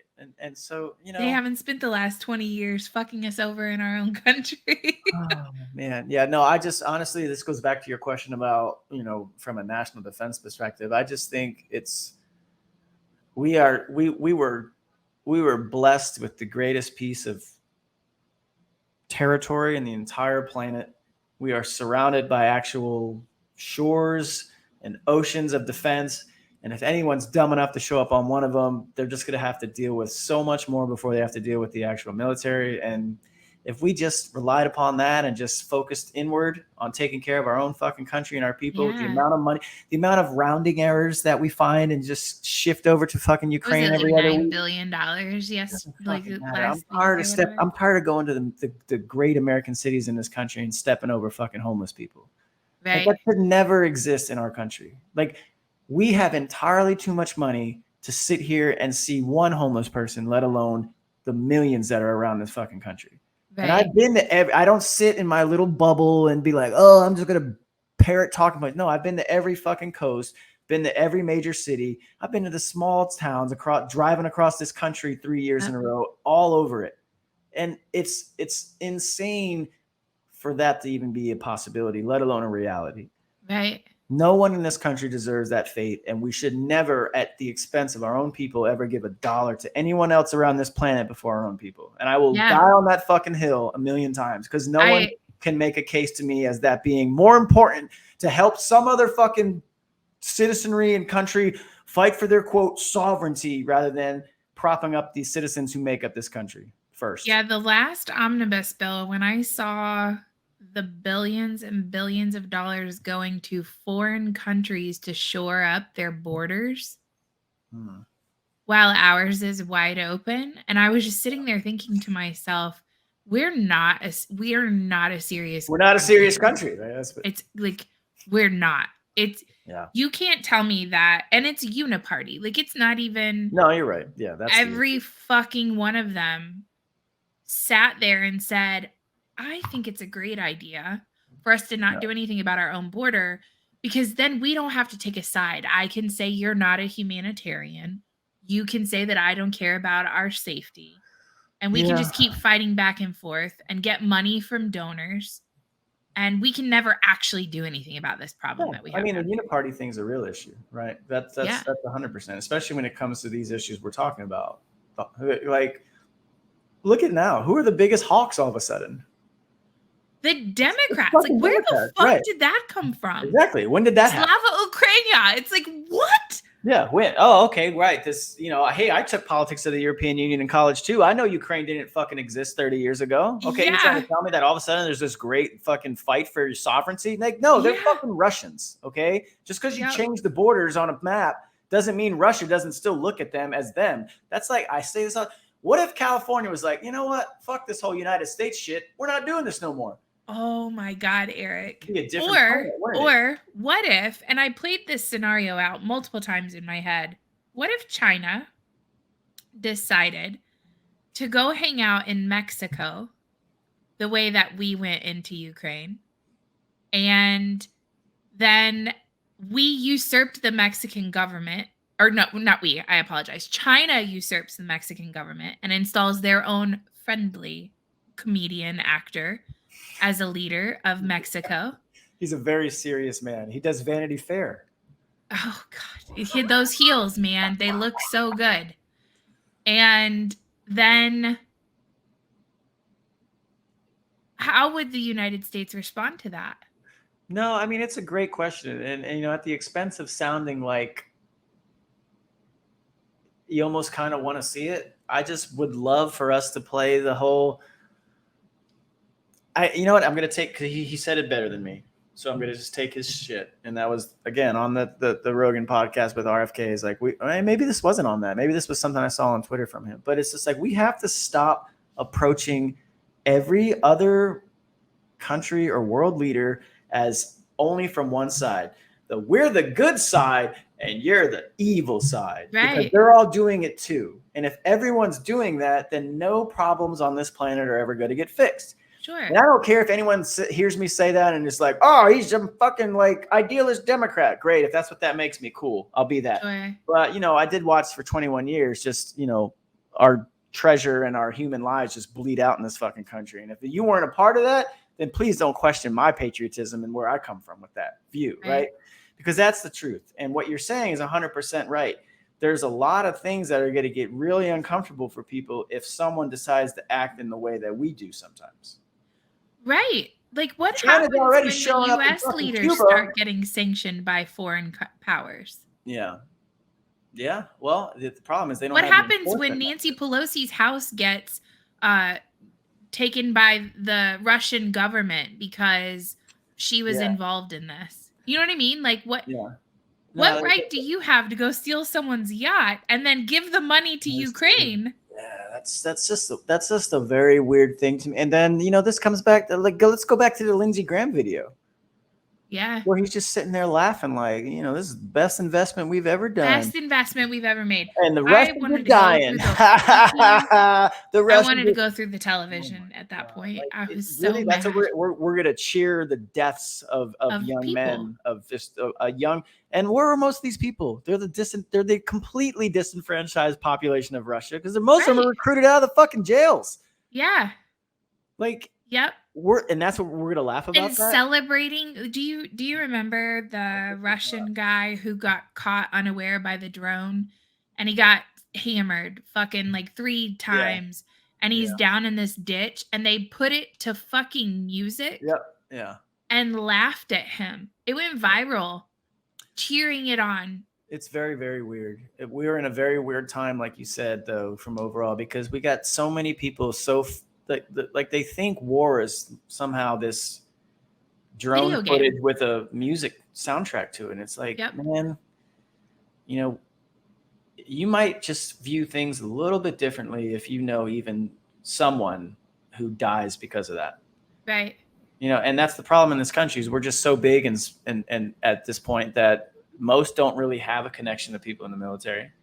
Right. And if they do, it's an afterthought. It's, my friend's fucking cousin just joined. And, like the problem is this country is too big and too detached and too inwardly focused to really give a shit about what's going on. All they know is they need to have a Ukraine flag in their bio now. That's what they know. Right. And they need to log on to TikTok. No critical thinking with that at all. It's just like, let me make sure my flag's in my bio and, I got one on my yawn and as long as they know that wait, it's Pride Month. Let me make sure I got my, let me make sure I'm an ally. Do I have my rainbow? Are you an ally? My PFP? Am I an ally? There's another month coming next. So you better get ready for what you have to be next. And none of it fucking matters. It just doesn't whatever happened to just being a fucking American? Yeah. Like just an American. I'm not hyphenated. I'm just a fucking American. That's it. I don't just an American. That's it. Just care about my country and my people, and I don't give a fuck what you do outside of it. Yeah. Okay. Or just like your family. We've moved away from the church. We've moved away from community in general. Like when's the last time a community got together and did something good for someone? Or, it's just. Well, it's not popular. It's not promoted if it is. I mean, it's going on all over. It's probably going on right now, but you're not going to hear about it because it's not important. Right. You need to hear about the conflict that took place, or you need to hear about the protest, or you need to hear that. So I was talking to someone the other day about my mom had brain surgery 2 weeks ago. Yeah, how's she doing? And she's great. Actually, I took her to her first follow-up appointment today, and I don't want to take up showtime with that, but she's having some recall issues, like memory issues. She's having processing issues where she wants to say a word and she can see the word, but the word can't come out of her mouth. So just little things like that she needs to work on. But she got her staples out today. Her incision looks good. Everything's that's good. As good as can be expected right now.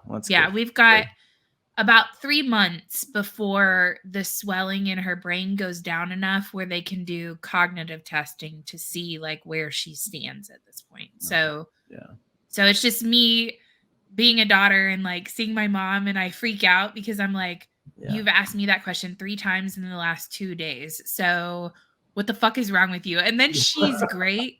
Listen, so there's a little farmer's market right next to my house. And Yeah. she goes, will you pick me up some peaches and strawberries? And I was like, yeah, I'll pick you some up. Well, the next day she calls me again and asks me if I'll pick her up some peaches and strawberries. I'm like, yes. So she calls me on the third day. And I'm literally like, I just left the farmer's market. I have all of this stuff in my car. She calls me and she was like, hey, will you get me some peaches and strawberries? I was like, Mom, you have asked me this. This is the third time you've asked me. I'm on my way to your house right now with peaches and strawberries. And she goes, well, I didn't know if you remembered that you were coming out here. So she like turns it around like it onto you, I forgot. Yeah. So yeah, other than things like that, she's actually doing really well. Walking, talking, like she's doing well. So I'm really happy about that. But thank you for asking. Yeah, absolutely. Because I know we were supposed to do this last week. Yes. Or the week before. Well, I don't know. Yeah. It was last week, and I suck at life. I was out at my mom's house, and I ended up being out there way later than I expected to be. No worries. So. No worries. But my point was, my aunt has been in town. Yes. And we've had some great debates. And do what? The one with the haircut like me. Yeah, the one with the haircut like you. Actually, she's anyway. So we've had some really great discussions. Yeah. And she got into an argument with me, and she was like, they're not transing children. They're not doing that. They're not doing mastectomies. They're not doing hormone blockers or any of that. Totally. And I was like, they are in large numbers. So like I said, would you consider Reuters to be a reputable publication? Because that's the thing now. Yeah, it has to be something that they like to read. Right. You can't give them like if I pulled up Fox News, she'd be like, that's trash. That's not true. Yeah. You know, whatever. Only the sources that I approve of, because they only write the stuff that I like. Yeah. So I asked her, she was like, yeah. So I pulled this report up and I'm showing her the numbers. And she was just aghast. She was like, I cannot believe this is true. I'm going to have to do research. And it was like, you were high level in this world. Yeah. And you're telling me that you don't know this. And she was being genuine. Like she would never participate. Yeah, she's not trolling you. She's just, yeah. So I don't remember really where I was going with that, but because we were talking about China and somehow I ended up on my aunt. It's true. I don't know where you're going with it either, but hey, I'm here for it. What's up? I had a point and now I don't fucking remember it. It's because you asked about my mom. That's true. I shouldn't have done it. Okay. Where were we going? Was it back to the like? I don't know either. I have no fucking clue. Like there will be wine. What's Oh man. I don't know. Yeah. I mean, I guess is this related to somehow readiness? No, that doesn't matter. We're just gonna go to back to my question that I was asking you. Like, what do you think about the world right now? So you've mentioned Rome a couple times. Well, yeah. And so I'm curious, just in general. Oh, we were talking about like community and stuff. Oh yeah. That's where I was going with this. Okay. There you go. So she and I were talking. She called me today to find out how my mom's appointment went. And she's coming back in town in 2 weeks. Okay. And she's going to be here for a whole month. And so she was like, I would like to do this and this. And she's giving me like a laundry list of things I need to prepare for her arrival back to town. And one of the things, my mom has like 3 buildings. She's got a huge barn. She has a cellar house. She has a well house, like all of this stuff. And we want to get all of this cleaned out because this is like a prime opportunity. My mom's a hoarder. So Mom, if you're watching this, I'm sorry. I'm like throwing your dirty laundry out there at this point. But she's not really, she attaches sentimental value to a great number of things, which is also a hoarder. So I'm sorry. But my aunt's like, I need you to get a dumpster out there. And then she goes, and can you find like a couple homeless people to come work for a day and we'll pay them? And I was like, the way that sounds, like it sounds so wrong. But you were talking about like, we should never see a homeless person. I'm like, that's like, how do I feel about that? Is that a good, like we'd be providing them with money for a day's labor. But then I'm like, is that like asking somebody to be your slave for a day? Like, what does that look like? You're paying them. That's not slavery at Yeah. that point. That's just a good market of opportunity is what it sounds like. Then you got to get them willing to actually do it. Right. I thought it was weird. And then, well, I'm not even going to say the next part. So are you interviewing people now at the moment? Are you getting ready? No, what she said was highly inappropriate. And so, of course, well, that makes sense because she is from the left. She's a liberal. So they have no idea the things they say. They're actually the ones with the most hate in their soul. Right. Yeah. So I'm not even going to go there. But I do want to know, like, how you see the world right now. And do you think if your values align with mine, and I think they somewhat do, like I would say we're relatively close on many things. Do you think we can course correct, or do you think it has to collapse and we start over? I mean, that's a great question because I think no matter what, and I see that I always tell people to do this in their own lives, and you probably do it yourself, but man, you turn off social media, you turn off the TV, and you just go out and talk to people. We're not that far off and we're not that far apart and we're just not that bad when you actually do that. Right. But when you do the other and you open up all these, streams of information, it's nothing negative. It's nothing positive. It's just all the negativity. It's the like, oh, get mad at your liberal fucking aunt because she's, or all that stuff.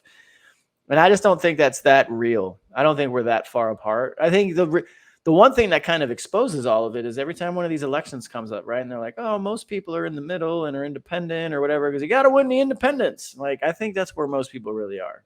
Right. That's a really true point. Yeah, I think most people are in that mindset. I don't think there's enough people in this country who really care about a lot of that stuff. Right. And that goes back to my point is I think we're probably too detached from a lot of these things. But in terms of how do I see society, I don't like where it's going. Yeah. Like if this is totally reflective of what's going on. Because you have a daughter.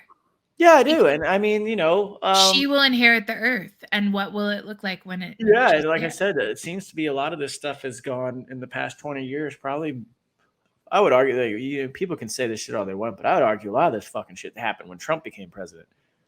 Yeah. Like it all fucking. The polarization that snowball went downhill very, very, very fucking quickly, right? Yeah. Now everything's just getting pushed, and yeah, you start fucking with kids though, and then we're gonna have a real issue. I think that may be the breaking point. Well, and I think let me interrupt you real fast, and then I'll let you finish. I think that's part of the problem, right? So the activists need conflict to raise money. They need to be able to say these people are telling you can't get health care. These people are telling you, whatever it is. Yeah. The activists need conflict. Well, COVID provided a very clear indication of where the hot button is. And that's children. Stop trying to put a fucking mask on my kid's face. Stop telling me to shove a needle in their arm that you don't know what that stuff is going to do to them. And you had moms in droves. Wait a minute. What do you mean you're talking to my kid about sex? Like, that's not cool. That's for me to do at home. Yeah. So you woke up like a whole group of people that are like, nope, I gave birth to that child. It's not a community product. Like this is not yours. Yep. And I think that many activist organizations saw that as an opportunity. Oh, well, if you start going after the kids, you can raise more money. You can create more conflict. And that seems to be where it's at right now. Yeah, we're a nation of fundraising. I mean, I was about to troll Crenshaw earlier because I got his latest little email about, I'm going to share with you some top secret intel. Like, who fucking lets this shit out of their office and stamps an approval on? Like, who does this work on? And, I was in our chat, and Joe is like, boomers.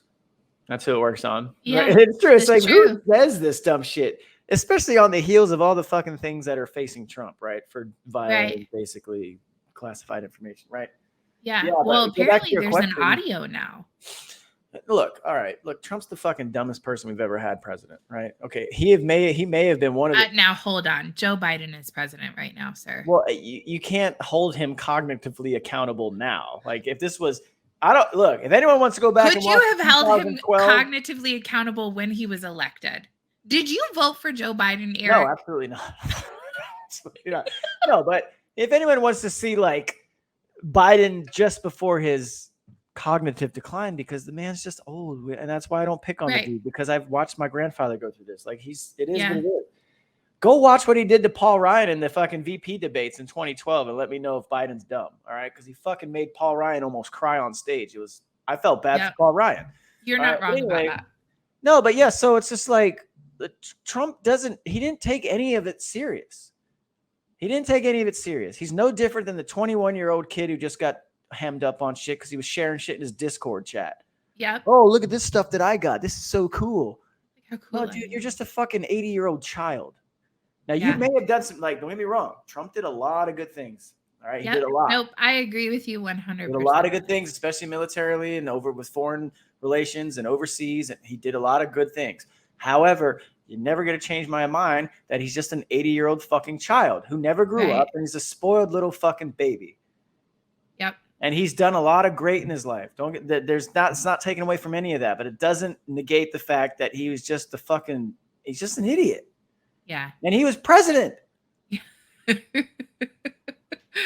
a big and they're never going to let him be president again. It's not going to fucking happen. He is not going to get reelected. Yeah. You know, you're already shown you that that's not going to happen. And we are in a very weird time. So if we're going to go back to, do I think we need to either course correct or it's just going to all have to collapse? I don't know. I think the collapse will probably happen, but it'll probably be way after you and I are gone. Yeah. Because like I said, we're not special. No matter what you want to think, we're not like we've had this great experiment with democracy. Yeah, but we're not fucking special. We're just not. The universe doesn't care, and our time will come to an end like it has with every other fucking dynasty and all this shit before us. Right. We're just next. Okay. We're just next. So you know what? Hold on. That's what gets me every time. Like every time there's a debate, it's like, are America's best days still ahead? Yes, they are. And let me tell you why. Right. No, they're fucking not. Yeah. Our fucking best days were in the 50s when we fucking figured out like real actual problems and how to make a sandwich. Shit. Yes.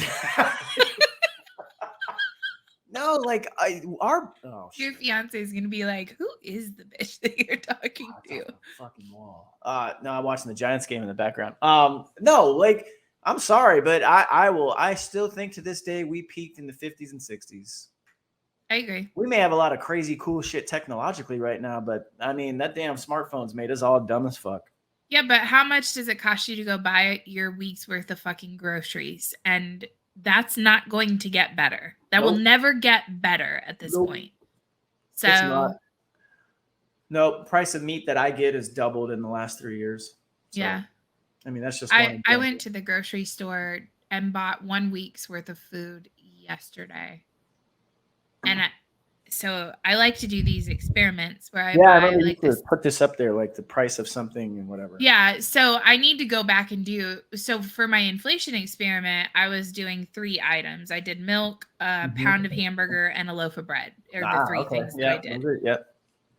But this time I went into Walmart and picked like the same thing that I did before to kind of compare side by side. And we're talking $100 difference. Oh shit. For 1 week's worth of groceries 2 years ago. Yeah. 2 years ago, $100 difference. Yep. See, and that's what I say. Like, look, I am a very fortunate individual on what I'm able to afford. I don't understand how the average and below average families in this country make it. I really don't. Well, yeah, because we're talking 2 small kids at this point. Like, it's crazy. I have no idea. And I don't know anything about your situation or your personal. I don't know any of that shit. When I extrapolate that out, like where my parents live in Tennessee, in Pikeville, Tennessee, in the middle of fucking nowhere, Bledsoe County, one of the most poorest counties in this country. I do not know how those people, A, get food and B, afford gas. Because I know what they make in that county. Yeah. Like it doesn't add up. And then you got to pay mortgage or your rent or whatever. And I have no idea how most of these people are doing it. And that's where I go back to, you need to find some fucking accounting errors and send that money back to the fucking taxpayers. Yeah. That would be great. How about that?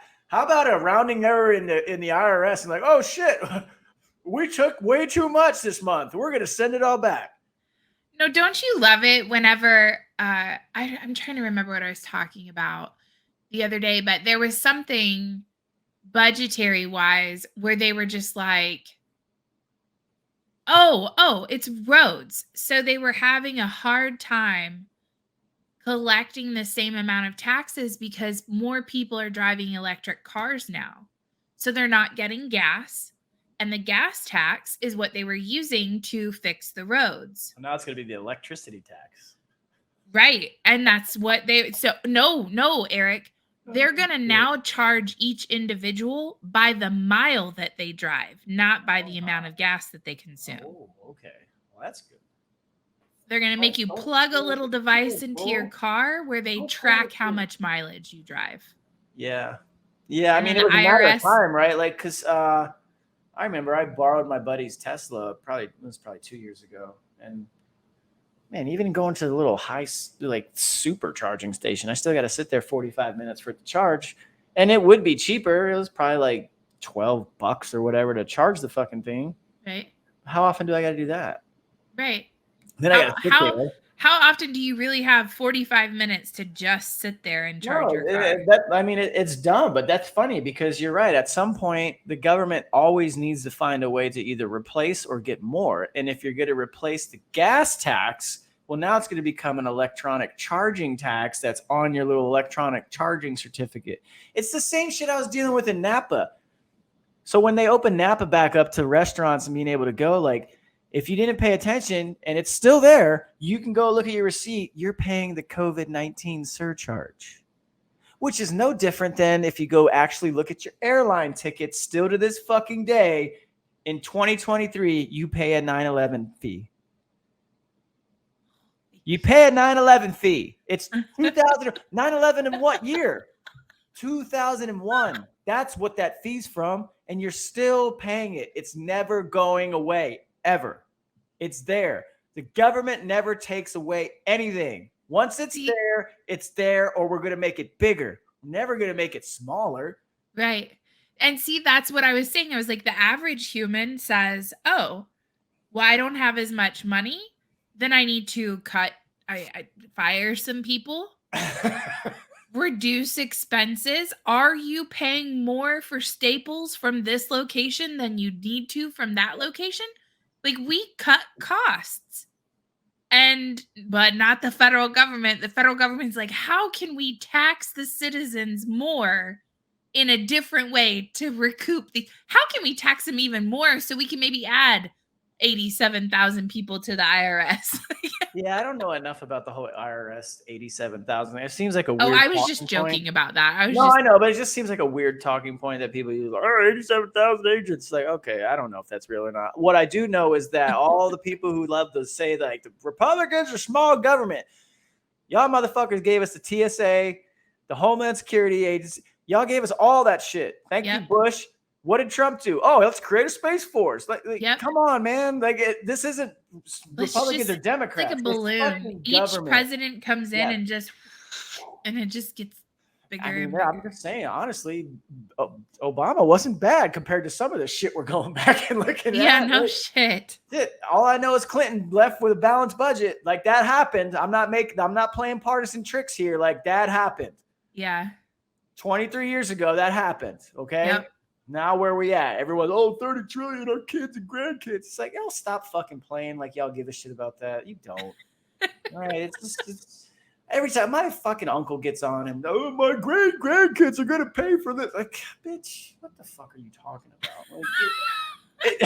Like, everyone's gonna pay for it. We do it every day. Right? Yeah.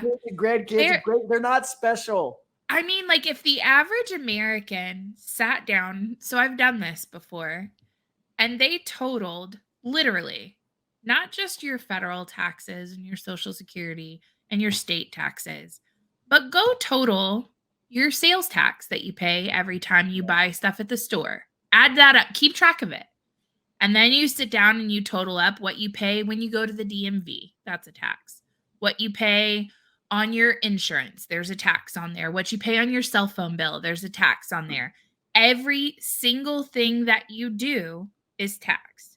And then at the end of the year, calculate that against your net income or your gross income, I mean, and look at how much you're actually taxed on an annual basis. For me, it was 52% of what I earn is taxed. And that, so yeah, we broke up the no-hitter in the 5th inning. What's up, Giants? Take that, Gossman. Tyro Estrada, what's up? All-star, that guy. Yeah. Well, you know what? You just put yourself in the highest tax bracket without probably being in it. And that's before they start doing all that same shit. No, because at the end of the day, like, I don't think most people and I don't have like tons of businesses to write all that off on. I actually end up paying that. Yeah, I don't think most people from one year to the next carry any of that money with them.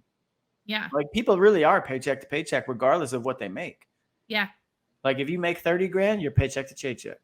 If you're in some of these parts of the country where you make 6 figures because that's how much it costs just to work there, you're still paycheck to paycheck. You're not special. You just make more and give it and spend more. Right.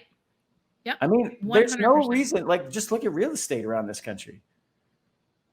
And for some, man, Napa, California, houses that have been built in the 70s and haven't changed since, going for $1 million for an 1,100 square foot house for what? with nothing. Well, exactly. But you give me $1 million and I go to the middle of nowhere in this country. Oh, I'm going to live like, but then I got to find a job to have that, right? And then you're not going to have that. So, yeah, I mean, I don't think it's, it goes back to the question is like, is this sustainable or is this going to just eventually collapse? Is this the greatest time in America? Like, no. Well, give me a break. It's not. And I'm tired of people saying it might be for people who get asked that question. Yeah. See, there's the difference. Who's getting asked that question? Right. It's probably not the dude making 30 grand a year with a family of 4. Yep. Right? Like, that's probably not the greatest time in America for him. Yeah.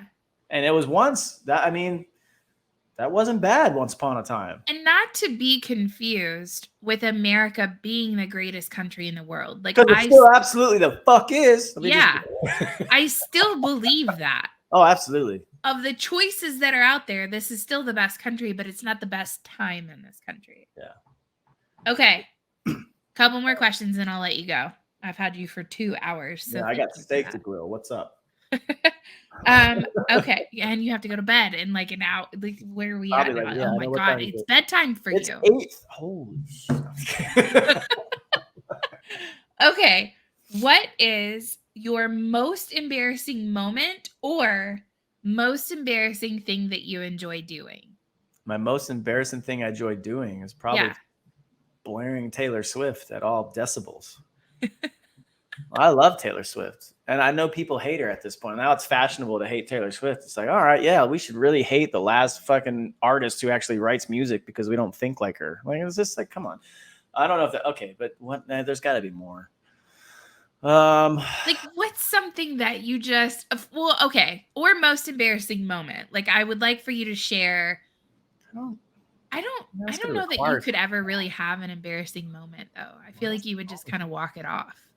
Yeah, no, nothing. I mean, don't get me wrong. Like, I'm sensitive about a lot of shit, but I do just forget about a lot of stuff and just brush it off. I'm sure I've had an embarrassing moment. Like, what the hell did I do?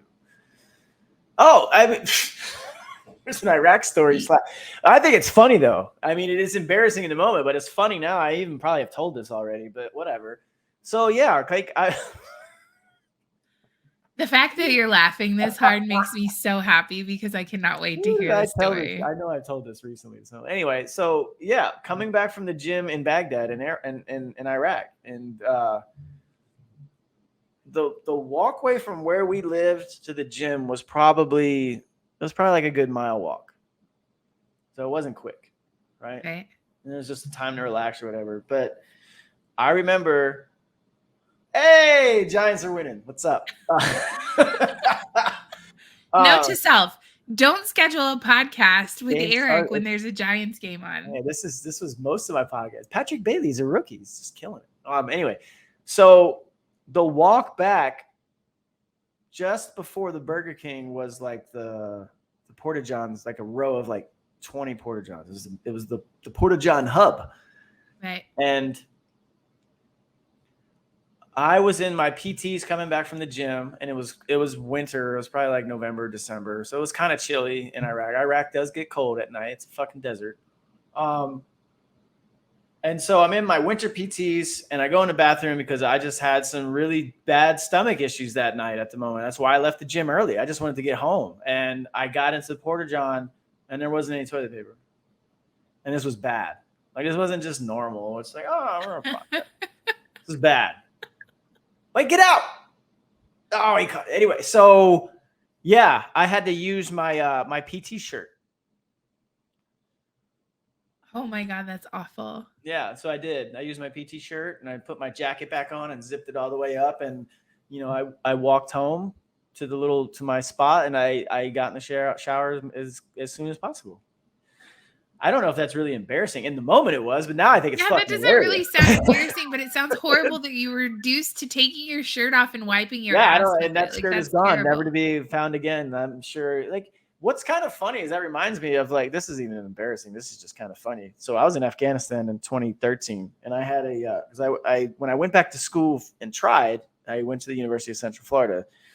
So I had a UCF nightshirt, bright yellow, right? And in Afghanistan, and we had a bathroom stall area. And so I remember leaving my shirt in there one morning.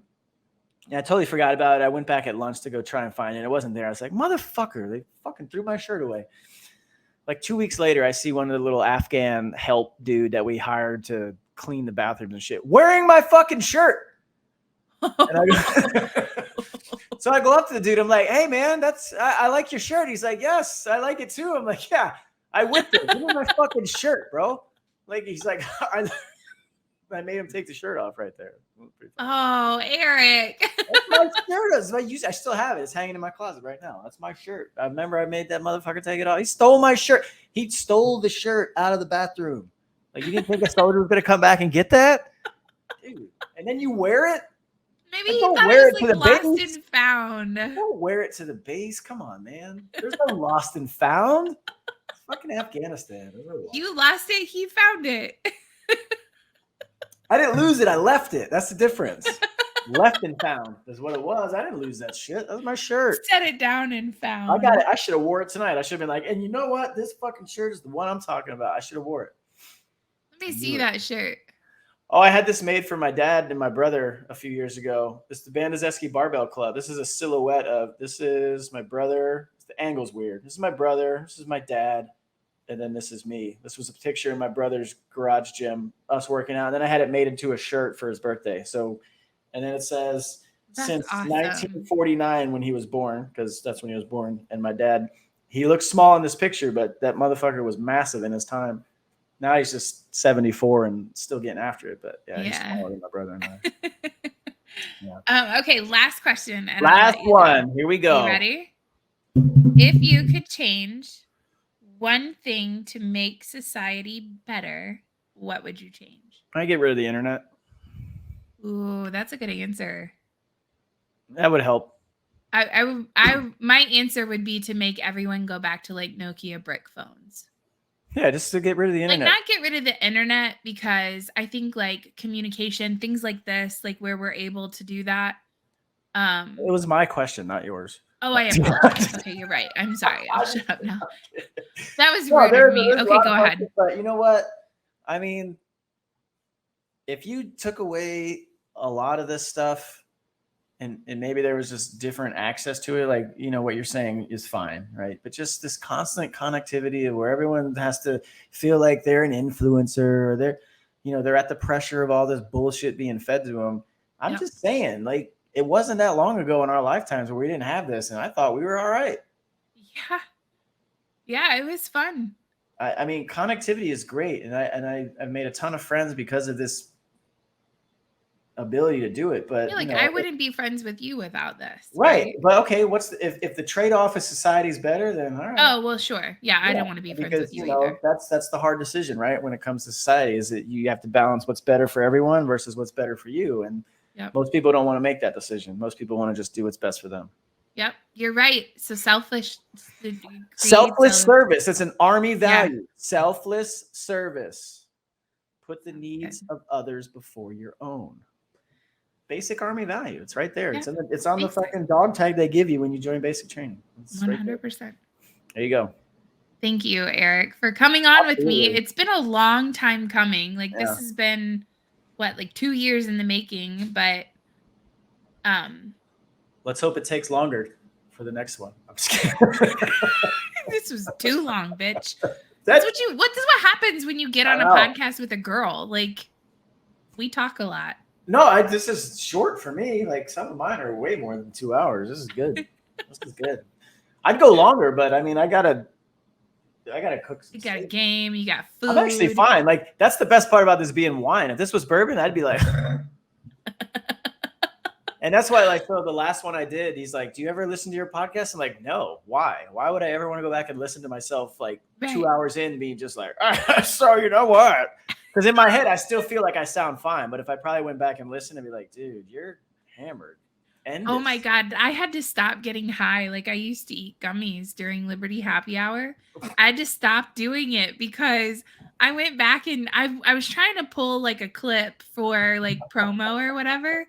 And I heard myself high as a fucking kite. And I was like, oh, I sound like an idiot. I was like, I'm never doing this again. Yeah, I still can't do those. How's that? How's the gummies? They taste the gummies are great. That's the thing for me. Like it's calories, right? I can pop a gummy and feel great, and I don't have to consume a lot. Are there calories in the smoke? Well, no, but I have asthma, so it hurts my lungs. Okay. And my only issue is just like if we're gonna genetically engineer shit, how about you make weed smell good? Shit. Why does it smell like a dead skunk? I don't miss that about California. Half the time I'm out here, I cannot stand the smell of weed. I think it's the most disgusting thing on this earth. Yeah, it's funny because you drive by a dead skunk and you don't know if you're smelling weed or if you're smelling a skunk at that point. 100% true. Fucking hippies and their hippie lettuce. But it's I don't know. I enjoy it if it's just a gummy. Okay, that's fine. But as soon as you start smoking that shit, it's like you take your hippie lettuce and go somewhere else. Nope. I've never even smoked a cigarette before. Like that is not my. How did you get into like going for the gummy route then if you were never going to smoke weed? I did smoke weed. I've never smoked a cigarette before. Okay. But I was 26 and I smoked weed for the first time. A little late. And there was, or whatever, the devil's lettuce. The hippie lettuce is what it is. Yeah. So I was sitting on my patio. My dad had bought me this plant because I kill everything. Like I have the worst. No, he bought me a plant. So I'm smoking weed with my friend that came to visit, and I'm looking down at the floor at this plant, and I start laughing hysterically, like ear to ear, cannot stop laughing. And I looked at him and I was like, that plant is drought resistant. I know how dumb that sounds now, but it was so fucking funny to me in the moment. And from that point on, I was like, I really like this shit. I'm always happy when this happens. So anyway, okay. That's how Heather came to love marijuana. All right. I love you. Thank you for coming on with me. Yeah, send it out. I'll promote it as much as I can. And I'm not going to edit this either. Like I don't edit anything. I've never edited a day in my life. Oh, well, I always do, but this one was perfect. Really? Like there was no issues. Yeah. Don't edit. Well, sometimes I ask questions that people feel uncomfortable answering. So they'll say, will you please take that out? Oh, actually, I take that back. I edited it once. It was the last time I think Christina Wong came on and we talked about 30 minutes of Afghanistan and I had to edit myself. Right. Yeah. Yeah, it wasn't her. You did a good job today, though. You kept thanks. Pretty. Yeah, hopefully, all will be well. Although I'm going to end this recording, but I have one more question for you before you leave. Okay. So don't leave. All right. Later. Bye, everybody. Thanks for tuning in. Forgot to do like the exit. Yeah, I don't know how that works.